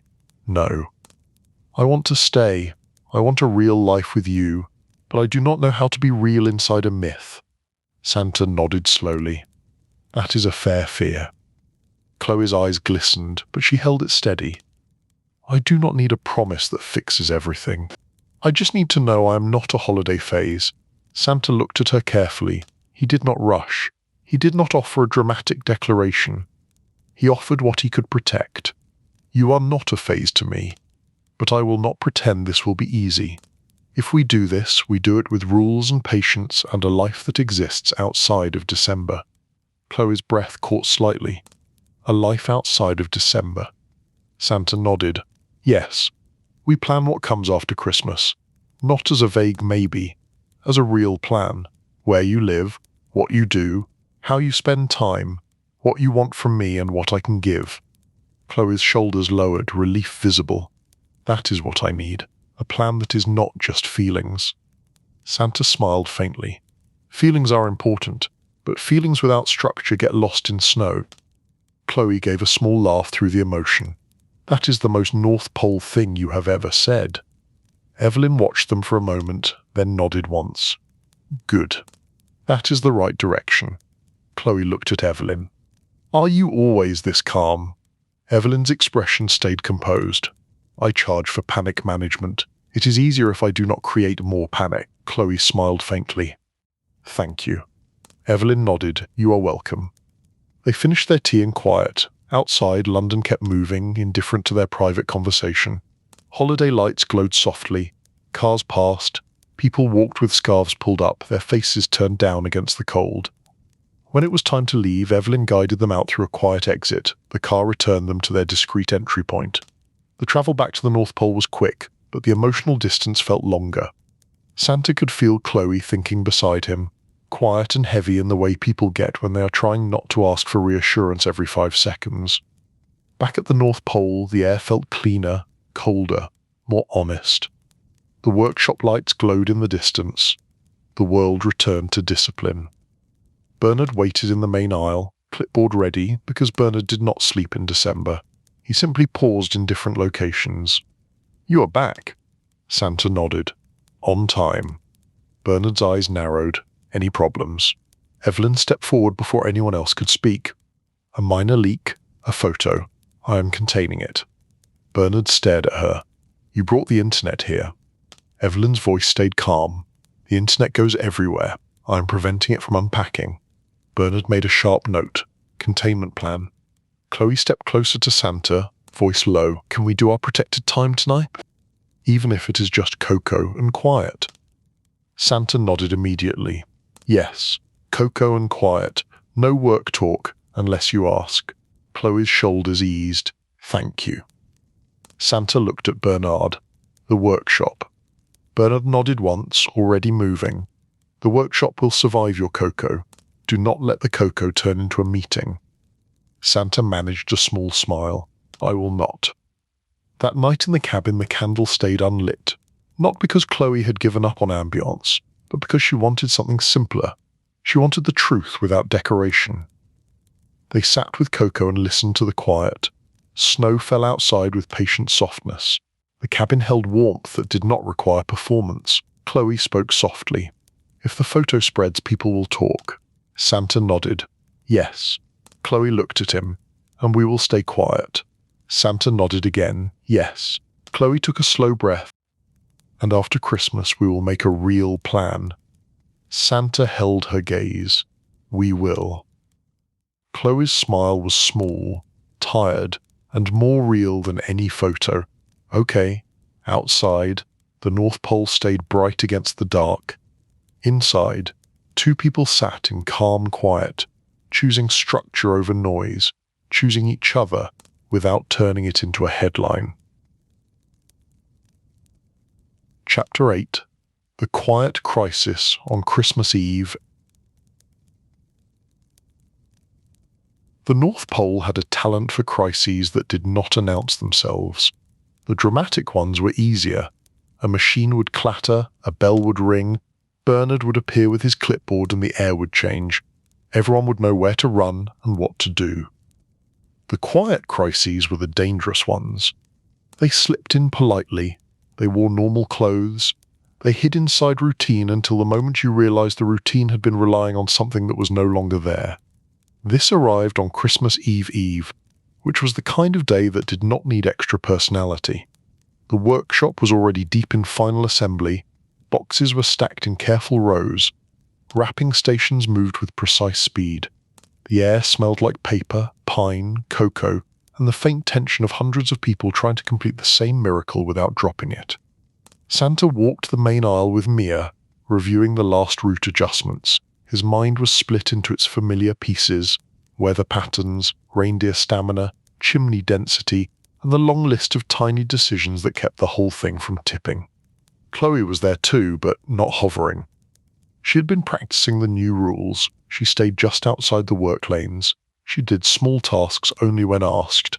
She had learned to watch without rearranging, and it had changed the energy around her in a way even Bernard could not deny. Bernard approached with the kind of calm urgency that meant trouble was already real. Santa noticed immediately. "What is it?" Bernard held up a page, then another. His clipboard looked heavier than usual. "We have a gap." Mia's eyes narrowed. "A gap where?" Bernard's voice stayed steady. "In the final packaging line. The specialty boxes. The ones with the reinforced corners for fragile items." Santa's stomach tightened. "Those boxes are critical." Bernard nodded once. "Yes, the shipment was scheduled to arrive yesterday. It did not. We assumed weather delay. We adjusted. We waited. We are now out." Mia spoke quietly. "How out?" Bernard answered without drama. "Fully out. Enough for a small test run, not enough for the full load. We can keep building toys, but we cannot pack them safely. That means the staging area will clog. That means the sleigh load sequence becomes unstable." Santa felt the familiar December pressure tighten around his ribs. What happened to the shipment? Bernard turned another page. "Supplier report claims it left. Carrier report claims it is in transit. No scan update since yesterday afternoon." Mia's face tightened. A missing scan in December is never good. Bernard looked at Santa. "We need to decide. Do we wait, or do we switch to a substitute? Substitutes increase damage risk." Santa was about to speak when Chloe stepped closer, careful not to cross the work lane, but close enough to be useful. She kept her voice gentle, not demanding attention, just offering it. "What is missing?" Santa glanced at her and hesitated. This was the kind of crisis that would normally stay inside the team. But Chloe had asked to be real, and she had been respecting boundaries. Also, hiding problems from her had been part of what made her feel optional. Santa answered calmly. "Packaging boxes. A shipment did not arrive." Chloe nodded, eyes sharp. "Do you know the supplier and the carrier?" Bernard looked at Chloe as if she had just spoken a language he did not expect her to know. "Yes." Chloe took a slow breath. "Can I see the reports?" Bernard hesitated. His instinct was to protect the process. His other instinct was to solve the problem, and those instincts sometimes had to negotiate. Mia stepped in with gentle pragmatism. "If Chloe can help, let her try. We can still do our plan in parallel." Bernard looked at Mia, then at Santa. Santa nodded. "Show her." Bernard held the page out. Chloe stepped closer and read quickly. Her eyes moved fast, scanning details, dates, locations, names. She did not comment on font choices. She did not suggest a redesign. She looked like someone in her own professional world, focused, alert, and quietly determined. Chloe's voice stayed calm. "The last scan was at a regional hub." Bernard nodded. "Yes." Chloe looked up. "Which hub?" Bernard answered. "A coastal hub. They often get backed up in winter." Chloe nodded. "Do we have a contact at the carrier?" Bernard's eyes narrowed. "We have a general support line." Chloe's expression stayed steady. "Support lines are for people with time. We do not have time." "Do you have an account manager?" Bernard paused, then answered carefully. "We do. But we do not call them unless the world is on fire." Chloe's mouth twitched. "This is a small controlled fire." "Call them?" Bernard stared at her, then at Santa, as if asking whether this was allowed. Santa nodded slowly. "Call them." Bernard moved, already pulling out a phone with the reluctant speed of a man choosing an unpleasant tool because it worked. Chloe turned to Mia. Can you show me the inventory numbers, how many specialty boxes we need and how many we have left? Mia nodded and led Chloe toward the supply desk. Santa watched Chloe move with purpose and felt a strange mix of relief and discomfort. Relief because she was being useful, discomfort because she was good at it, and he had not fully understood that her competence came with her high-maintenance energy. She was not just asking for a romantic schedule, she could also handle a logistics crisis without blinking. At the supply desk, Mia pulled up the numbers and spoke quietly. Chloe listened, nodding, doing quick mental math. She asked a few short questions and wrote down figures on a small notepad. A plain notepad, not a decorative one. Bernard returned, face slightly tighter. The account manager is not answering. Chloe did not react emotionally, she simply shifted tactics. Okay, we go higher. Who is the regional operations lead? Bernard blinked. That is not public. Chloe nodded. Everything is public if you know how to search. Evelyn. Evelyn appeared as if her name was a doorbell. She had been in a side office reviewing the London containment plan and returned at the sound of a real problem. Evelyn kept her tone calm. Yes, Chloe spoke quickly but clearly. We have a missing shipment. We need a direct contact at the carrier, not a support line. Can you pull a contact chain? Evelyn nodded once. Give me the carrier name and the hub location. Bernard handed her the paper, and Evelyn stepped aside, already moving through her phone with the smooth speed of someone who treated information like a tool. Santa watched this unfold and felt the workshop shift. The elves nearby had slowed their movement slightly, not stopping, but listening. They could sense a problem. They could also sense that the problem was being handled, and that mattered. Mia looked at Santa. We should also prepare a fallback. Santa nodded. Yes. Mia spoke softly, practical. We can divert standard boxes for some items and reserve specialty boxes for the fragile list. But we need to identify the fragile list fast. Santa turned toward the quality team. Owen, Hannah, we need a quick sorting plan. Fragile priority. Owen nodded and moved immediately. Hannah followed, already calling out to a few others. The workshop did what it always did when pressed. It tightened into focus. Chloe stepped closer to Santa, still careful about lanes, voice low. What is your deadline for packing? Santa answered without hesitation. Tonight. If we lose tonight, we lose rhythm. The staging area will choke. Chloe nodded. Then we treat this like a rescue, not a complaint. Santa looked at her. What do you need? Chloe's eyes stayed steady. Authority to make calls and move people, within the rules. Santa nodded. You have it, through Mia and Bernard. Chloe smiled faintly. Good. I do not want to step on anyone. I want to help. Santa felt a warm ache in his chest. Thank you. Chloe did not linger in the emotion. She moved back to Mia, pointing at the numbers. We need a triage list. First category, most fragile. Second category, moderate. Third category, durable. We also need to estimate how many boxes per category we will need tonight. Mia nodded, impressed. You have done logistics. Chloe gave a small shrug. Event planning is logistics in a prettier coat. Bernard glanced at Chloe, then looked away like he did not want to admit anything was useful. Evelyn returned, phone still in hand. I have someone, regional operations lead. They answered because I used a number they recognize and a tone they fear. Bernard looked at Evelyn. What tone? Evelyn's expression stayed composed, a calm tone with consequences. Chloe stepped closer. Put them on speaker. Bernard's eyes narrowed. Speaker is risky. Chloe nodded. Then keep it private, but stay in the room so the facts are consistent. They moved into a small side office. Santa, Chloe, Bernard, Mia, and Evelyn. A tight group like a storm team. Outside the office, the workshop kept moving, because stopping would only make the problem bigger. Evelyn spoke into the phone with polite authority. The voice on the other end sounded strained, the voice of someone living inside December without a map. Evelyn kept it clean and controlled. There was no drama, no threats, just clear facts and clear urgency. Chloe listened intently, then leaned toward the phone when Evelyn gestured. Chloe spoke with crisp politeness. We have a shipment that is essential. The last scan was at your coastal hub. We need to know if it is physically there, And if it is, we need it on a direct vehicle today. Not tomorrow, today. A pause. The carrier voice answered with uncertainty. Chloe did not accept uncertainty. Chloe continued. If it is in a pile waiting for scan, you can find it by its pallet code. We have the code. If you cannot locate it in 10 minutes, we need a formal lost shipment escalation and a hot search at the hub. Please tell me which option you are choosing. Bernard stared at Chloe. He looked like a man watching someone drive a sleigh through paperwork. The voice on the phone shifted, more focused. Evelyn watched Chloe with a faint expression that suggested approval. The carrier confirmed they would locate the pallet. Chloe asked for the name of the person physically walking the floor.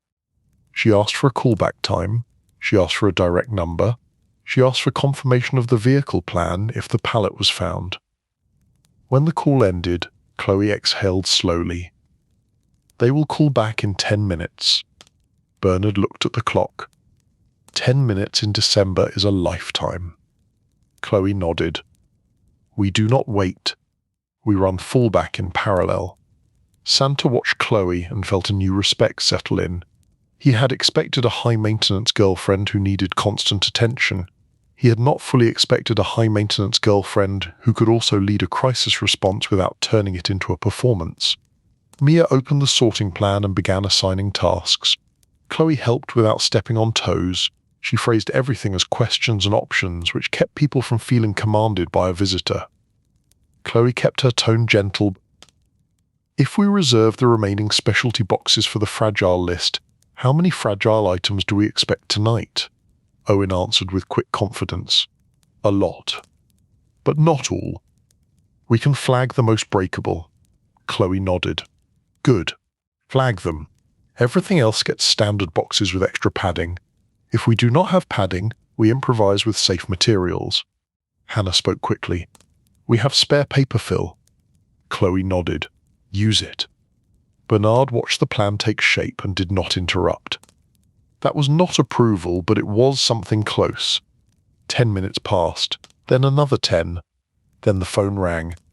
Evelyn answered and listened, eyes narrowing slightly. She put the phone on the desk and looked at Chloe. They found it. Chloe's shoulders lowered with relief. Where? Evelyn answered. At the hub. It was set aside due to a labeling mismatch. It never got scanned out.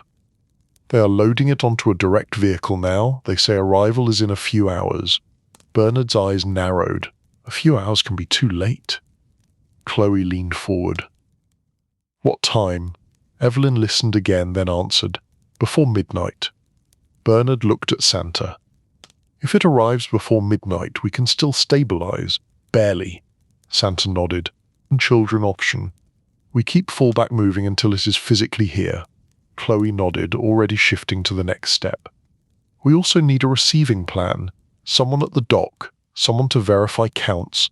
Someone to move it straight to packaging with no delays. Bernard's mouth tightened. We have a receiving plan. Chloe kept her tone respectful. Good. Then we use it.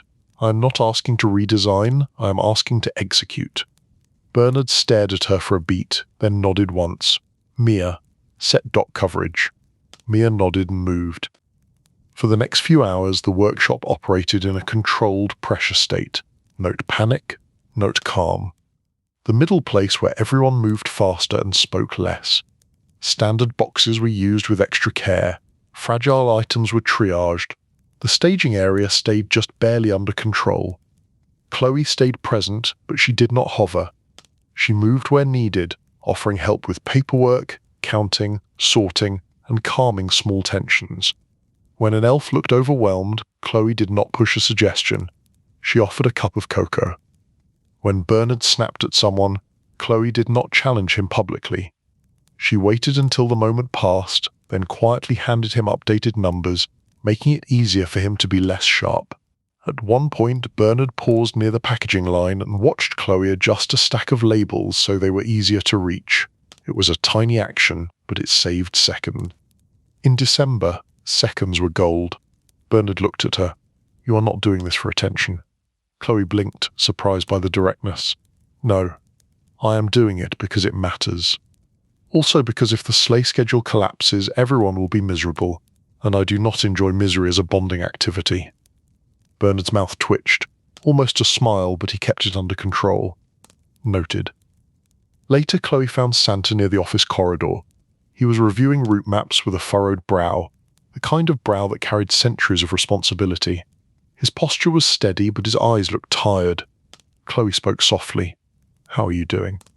Santa looked up, and for a moment he looked older, not ancient, but worn. "I am managing." Chloe nodded, then hesitated. "I want to say something." Santa's voice stayed gentle. "Tell me." Chloe looked down briefly, then back up. "I know I have been a lot." Santa's eyes softened. "Yes, you have." Chloe's mouth twitched. "Thank you for being honest." Santa nodded. "You are also learning. I see that." Chloe took a slow breath. "Today made me realize something. I kept thinking the North Pole was a place that needed my taste and my touch. But it is a machine, a beautiful why. If I press on it the wrong way, it breaks. I do not want to be the wrong pressure." Santa felt warmth move through him. "You are not the wrong pressure today." Chloe smiled faintly. "Today I was useful." Santa nodded. "Very." Chloe shifted closer, voice still low. "And I need to set one boundary for myself." Santa listened. Chloe spoke carefully. "When you get pulled into crisis mode, I spiral. I start thinking I have to earn space. I start thinking I should do more, plan more, improve more. Makes me anxious, and it makes you tired. So my boundary is this. If you tell me you need to focus, I will not chase your attention, I will not punish you, I will find a quiet task, or I will rest. But I also need you to give me a clear time when you return to me, even if it is short." Santa felt that land with relief.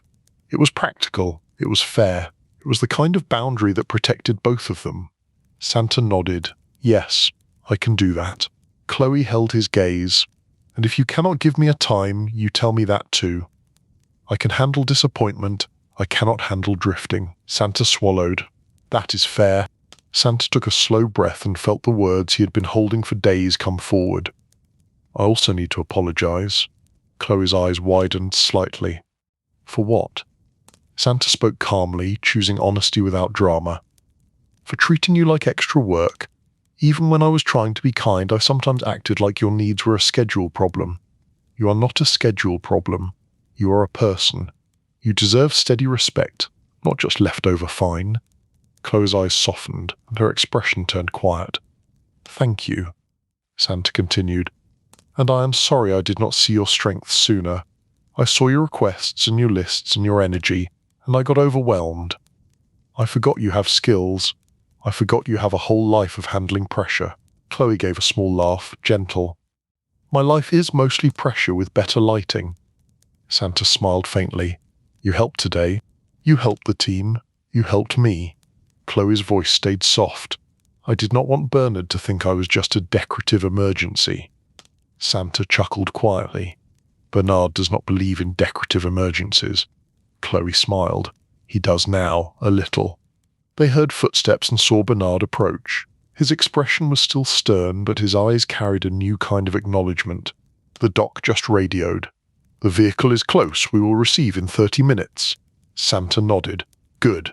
Bernard looked at Chloe. The pause was brief, but it mattered. "You did well today." Chloe blinked, then smiled carefully. "Thank you." Bernard added, almost reluctantly. "Your planning style is intense, but it is useful when directed properly." Chloe's smile warmed. "I will take that as a compliment." Bernard nodded once. "You should. Do not let it go to your head." Chloe nodded solemnly. "I will keep it in my coat." Bernard walked away, and Chloe looked at Santa with quiet satisfaction. "I think I just earned a Bernard compliment." Santa smiled. "That is rarer than a calm December." The shipment arrived before midnight, exactly as promised. The specialty boxes were unloaded, counted, verified, and moved straight into the packaging line. The workshop breathed again.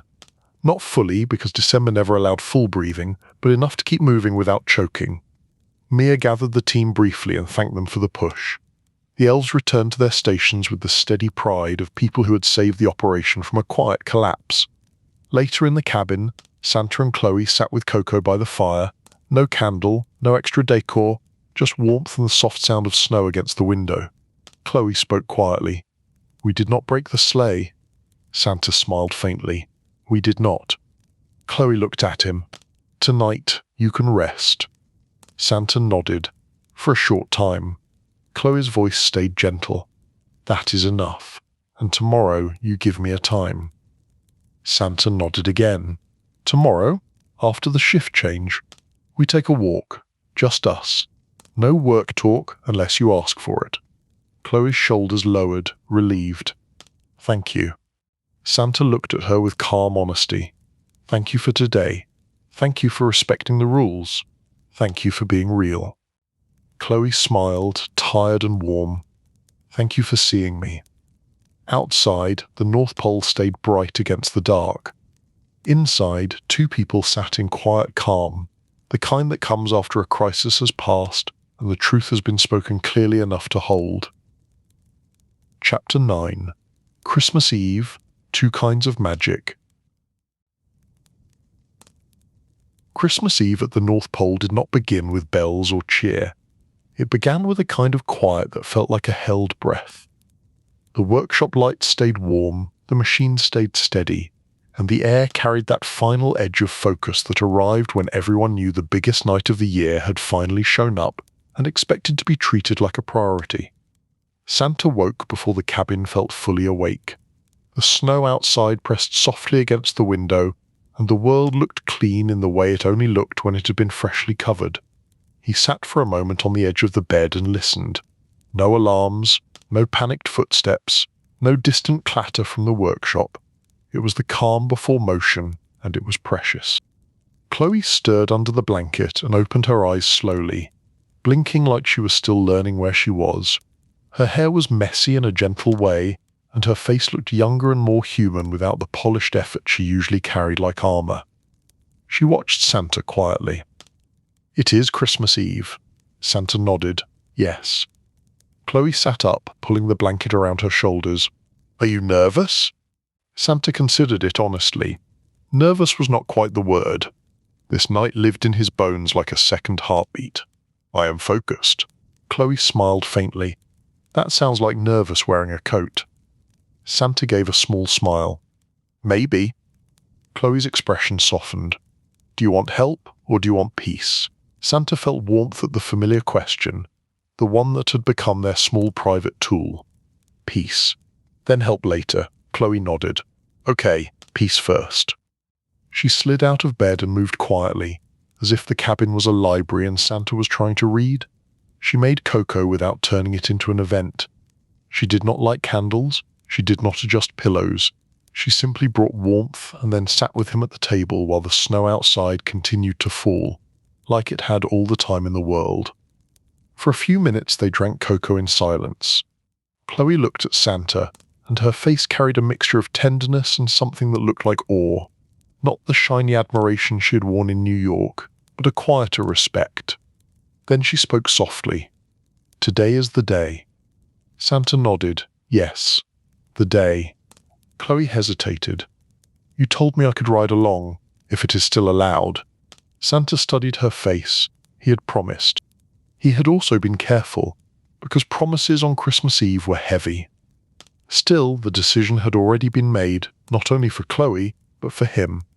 If she was going to be part of his life beyond December, she needed to understand what the night truly was. Not the myth. The work. Santa kept his voice calm. "It is allowed, with rules." Chloe nodded quickly, the seriousness in her eyes rising. "Rules are good." Santa nodded. "You stay seated. You do not distract the reindeer. You do not touch the route controls. You do not speak during the launch checks unless it is important." Chloe's mouth twitched. What counts as important? Santa kept his tone dry, noticing that the sky looks pretty. Chloe smiled and nodded. Understood. Santa finished his cocoa and stood. "Then we go." The workshop on Christmas Eve had its own kind of order.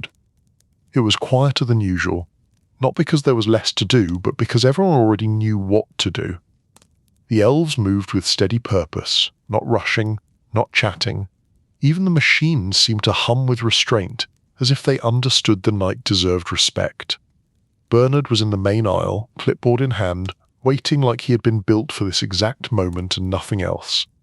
He looked at Santa, then at Chloe. "You are both awake?" Santa nodded. "Yes."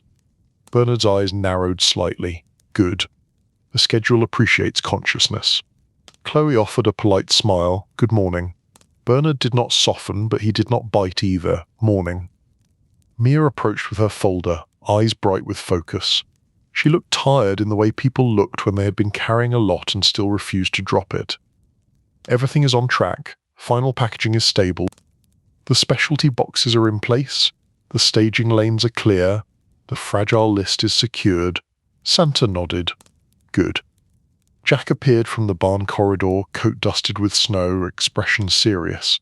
"Reindeer are calm. Harness checks are good. Feed is good. Rest was solid." Santa felt relief move through him like warmth. "Good." Jack glanced at Chloe and then at Santa. "She is coming." Santa nodded. "Yes, with rules." Chloe kept her voice gentle. "I will follow every rule. I will be very boring." Jack paused, then nodded as if that was the best gift he could receive. "Boring is excellent tonight."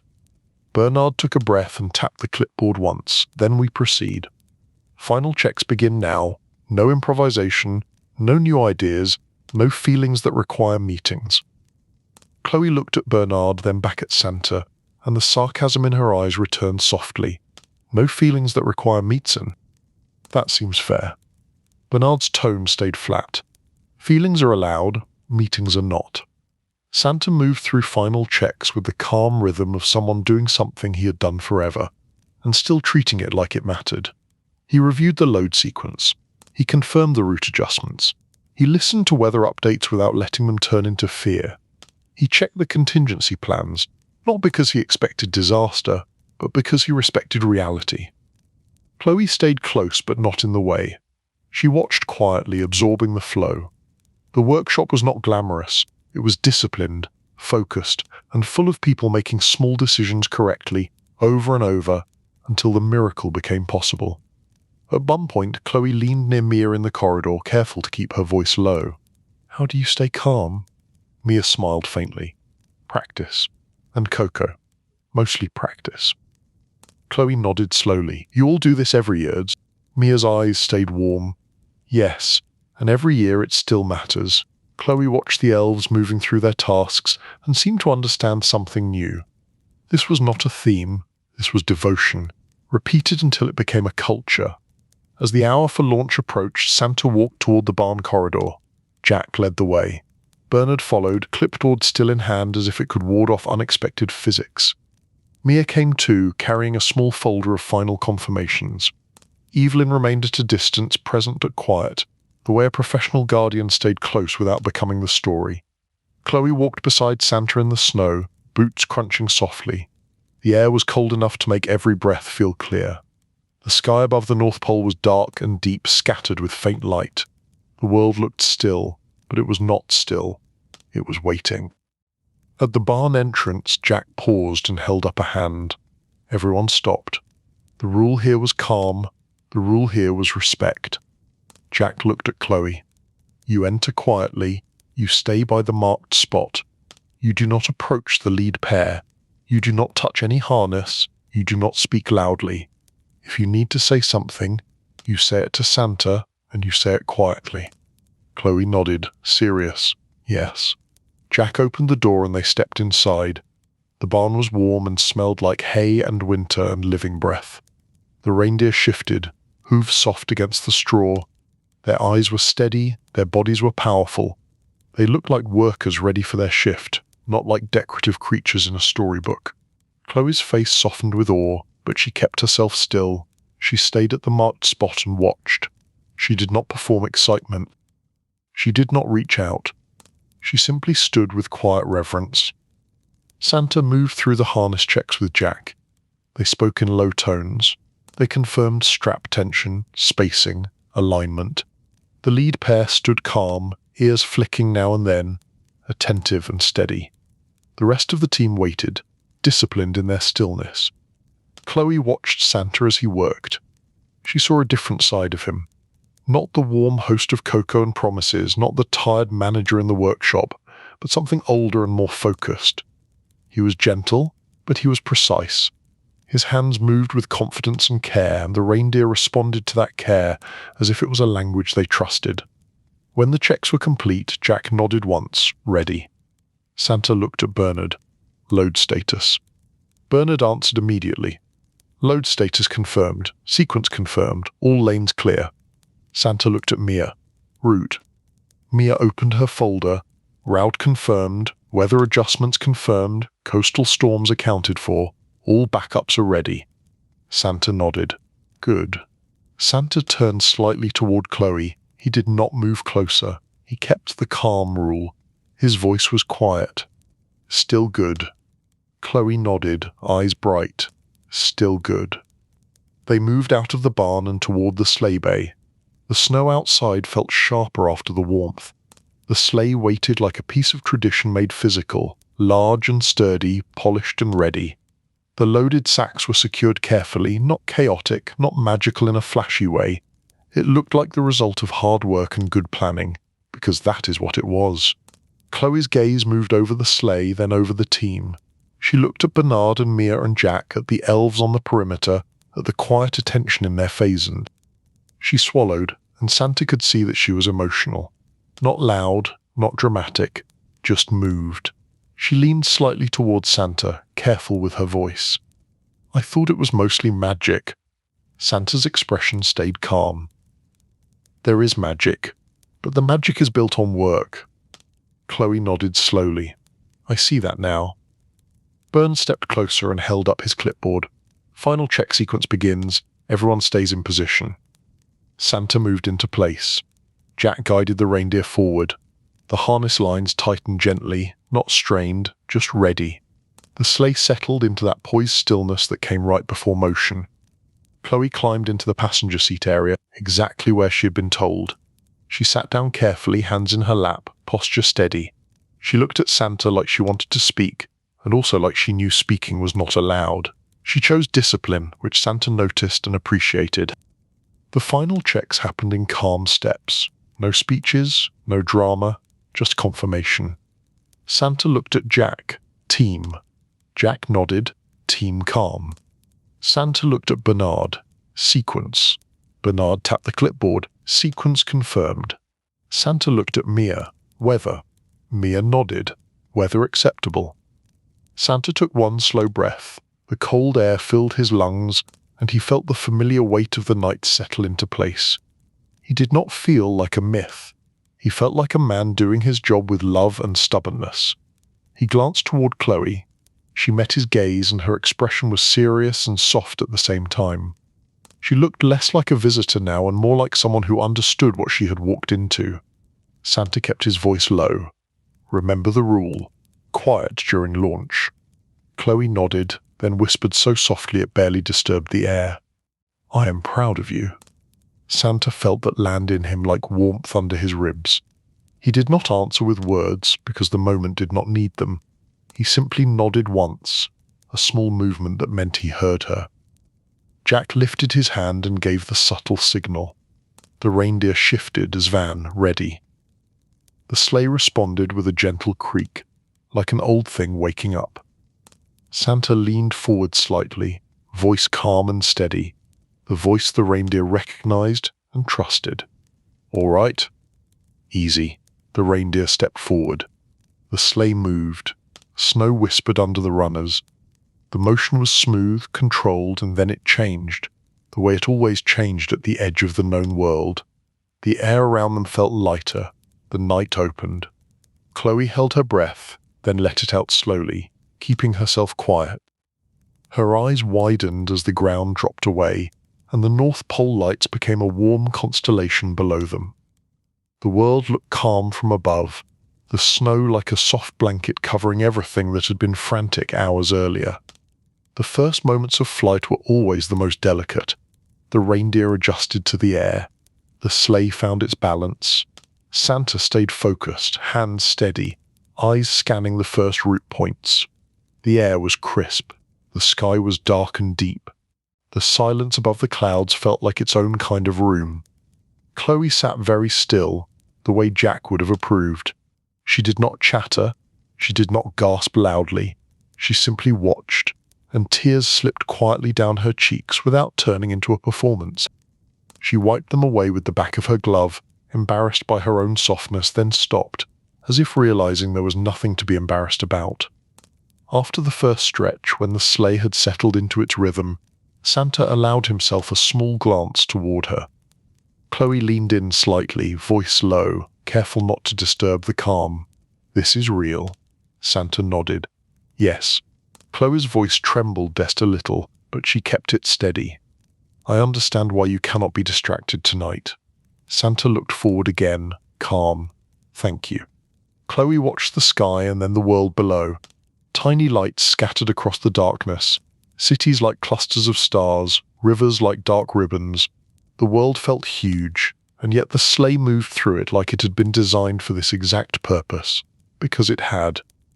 As the night continued, Chloe began to notice the less romantic parts, the parts she had never seen in any story. The way Santa checked and rechecked small details, the way he stayed alert even when everything looked calm, the way his focus never fully softened, because one mistake could ripple into many. She did not speak much. When she did, it was quiet and thoughtful. "How do you remember everything?" Santa's answer was simple. "I do not remember everything. The team remembers with me." Chloe nodded slowly, absorbing the truth. This was not a solo performance. It was a system. It was people. It was discipline turned into generosity. Later, as they moved through a stretch of sky that looked especially clear, Chloe spoke again, still careful. "I used to think high maintenance meant needing a lot of things, candles, plans, perfect moments. I thought if I asked for enough, I would feel safe." Santa kept his eyes forward, listening. Chloe continued, voice soft. "Now I think high maintenance can also mean maintaining the right things. Respect, calm, rules, patience. The kind of maintenance that keeps something alive instead of making it louder." Santa felt a quiet pride in her words. Not pride like ownership, pride like relief. She was learning, not because someone forced her, but because she had chosen to. Santa answered gently, "That is a good definition." Chloe let out a slow breath. "I am sorry for the list that was too long." Santa's mouth twitched into a faint smile. It was impressive. Chloe's voice carried soft humor. It was a cry for help in pretty handwriting. Santa nodded, still calm. "I heard it." Chloe looked at him, eyes shining. "And I am sorry for trying to decorate feelings instead of talking about them." Santa's voice remained steady. "And I am sorry for treating your needs like an extra task. You were right to ask to be chosen. I just needed to learn how." Chloe nodded slowly, the tightness in her shoulders easing. "We are learning." Santa nodded. "Yes." They continued through the night with steady rhythm. The world below changed, cities became smaller, lights shifted, clouds rolled by like slow waves, the sleigh moved with calm purpose, and the reindeer carried their work with quiet strength. At one point they passed over a wide stretch of darkness, and Chloe whispered something that sounded more like prayer than conversation. "I did not know quiet could feel like this." Santa kept his voice low. "Quiet is not empty. Quiet is held." Chloe nodded and she did not speak again for a long while. She simply sat and watched, letting the night be what it was. Hours later, as they reached a point in the route where Santa always took a brief steadying pause, he guided the sleigh into a smoother glide. The reindeer kept their rhythm, the sky remained clear. The moment felt like the closest thing to peace that Christmas Eve allowed. Santa glanced toward Chloe again. "Still okay?" Chloe nodded, voice barely above breath. "Still okay, and I will not forget this." Santa looked forward, calm. "Good." Below them the world waited with the same hope it always carried, year after year. Above them the night stayed wide and quiet. Between those two things Santa moved with focus and care, and Chloe sat beside him with a new kind of understand. This was not a fairy tale that ran on sparkle. It was a mission that ran on work and kindness. It was two kinds of magic. The visible kind flying through the sky, and the invisible kind. The discipline that made it possible, the respect that kept it safe, and the steady love that learned to fit inside it without demanding it shrink. The sleigh continued on into the night, balanced and calm, carrying gifts and a small private change that would last longer than the season. Chapter 10. Christmas Morning, After the Glitter Settles. They returned to the North Pole the way people return from any long night of responsibility, quietly, tired, and slightly disoriented by the idea that the world might continue without immediately asking for more. The sleigh touched down smoothly in the early hours of Christmas morning. Snow whispered under the runners. The reindeer slowed and settled into stillness, with the calm strength of workers finally allowed to rest. Jack was there before the sleigh fully stopped, moving with practiced care, hands ready, eyes scanning, voice low. Easy, good, calm. Santa stayed still for a moment, listening to the reindeer breathe. He always did this after landing. It was a quiet check, not on harnesses or straps, but on something older, a gratitude that did not fit in paperwork. Chloe remained seated until Jack gave a small nod. She moved slowly, careful not to disturb the animals. Her face looked tired, but her eyes held a kind of bright softness, like someone who had seen something that rearranged her priorities. Jack unhooked the lead pair with steady hands, then glanced at Chloe briefly. "You followed the rules." Chloe nodded, voice gentle. "I tried." Jack's expression remained serious, but his tone softened slightly. "Trying counts tonight." "They did well. You did not make it harder." Chloe looked genuinely relieved, as if she had feared being judged by the only authority that truly mattered in that space. "Thank you." Jack nodded once and continued working, already moving through the post-flight routine. The reindeer were guided back into the barn, warm air spilling out like a promise of rest. Santa followed for a few steps, then stopped. Chloe stopped with him, watching the barn door close. She spoke quietly. "They are beautiful, but they are also tired." Santa nodded. "Yes." Chloe's voice stayed calm, reflective. "I used to think Christmas was about looking perfect. Now I think it is about finishing the work without breaking anything." Santa's mouth twitched into a faint smile. "That is a very North Pole conclusion." Chloe's eyes softened. "I mean it in a good way." They walked back toward the workshop. The lights were still on, but the energy had shifted. The frantic edge was gone. The elves moved more slowly, faces relaxed, shoulders lowered. Some held mugs of cocoa, some leaned against walls and laughed quietly. The sound was softer, the kind of sound you heard when people had survived something together. Mia spotted Santa first and approached with that familiar warm steadiness. "You are back." Santa nodded. "Back." Mia's eyes flicked to Chloe, and her smile grew warmer. "How was it?" Chloe took a slow breath. "It was real. It was quiet. It was not like any story I've ever seen." Mia nodded. "That is accurate." Oops. Bernard appeared, clipboard still in hand, because Bernard did not fully power down. He simply shifted to a lower intensity setting. "Mission complete." Santa nodded. "Mission complete." Bernard looked at Chloe with an expression that was still stern but less sharp than it had been weeks ago. "You did not disrupt the launch. You did not distract the reindeer. You did not request a second photo session." Chloe smiled, tired but amused. "I was very boring." Bernard nodded once. "Excellent." Chloe's smile softened into something almost proud. "That might be the nicest thing you have ever said to me." Bernard stared. "Do not get used to it." Chloe nodded solemnly. "I will keep it in my coat." Bernard made a note on his clipboard, then paused, as if deciding whether to file something else. "You were useful during the box crisis." Chloe blinked, surprised by the second compliment. "Thank you." Bernard's tone remained dry. "Do not make me repeat it." Chloe's smile widened slightly. "Understood." Bernard walked away, leaving the air slightly lighter behind him. Santa watched Chloe's face and felt a quiet satisfaction. Not because she had earned approval, but because she had become part of the rhythm. The North Pole had begun to accept her as real. They returned to the cabin after the last check-ins. The snow outside was pale now, morning light making everything look softer and less dramatic.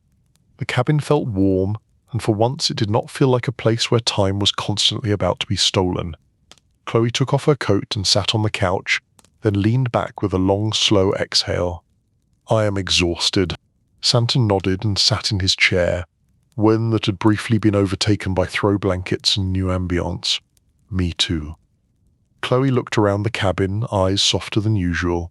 "It looks different in the morning." Santa raised an eyebrow. "Different how?" Chloe shrugged gently. "Less like a set, more like a place." Santa felt warmth at that. It was what he had wanted all along, a life, not a performance. Chloe's eyes drifted to the shelf where the pine candle sat unlit. She did not reach for it. She simply looked at it, like a familiar temptation she no longer needed.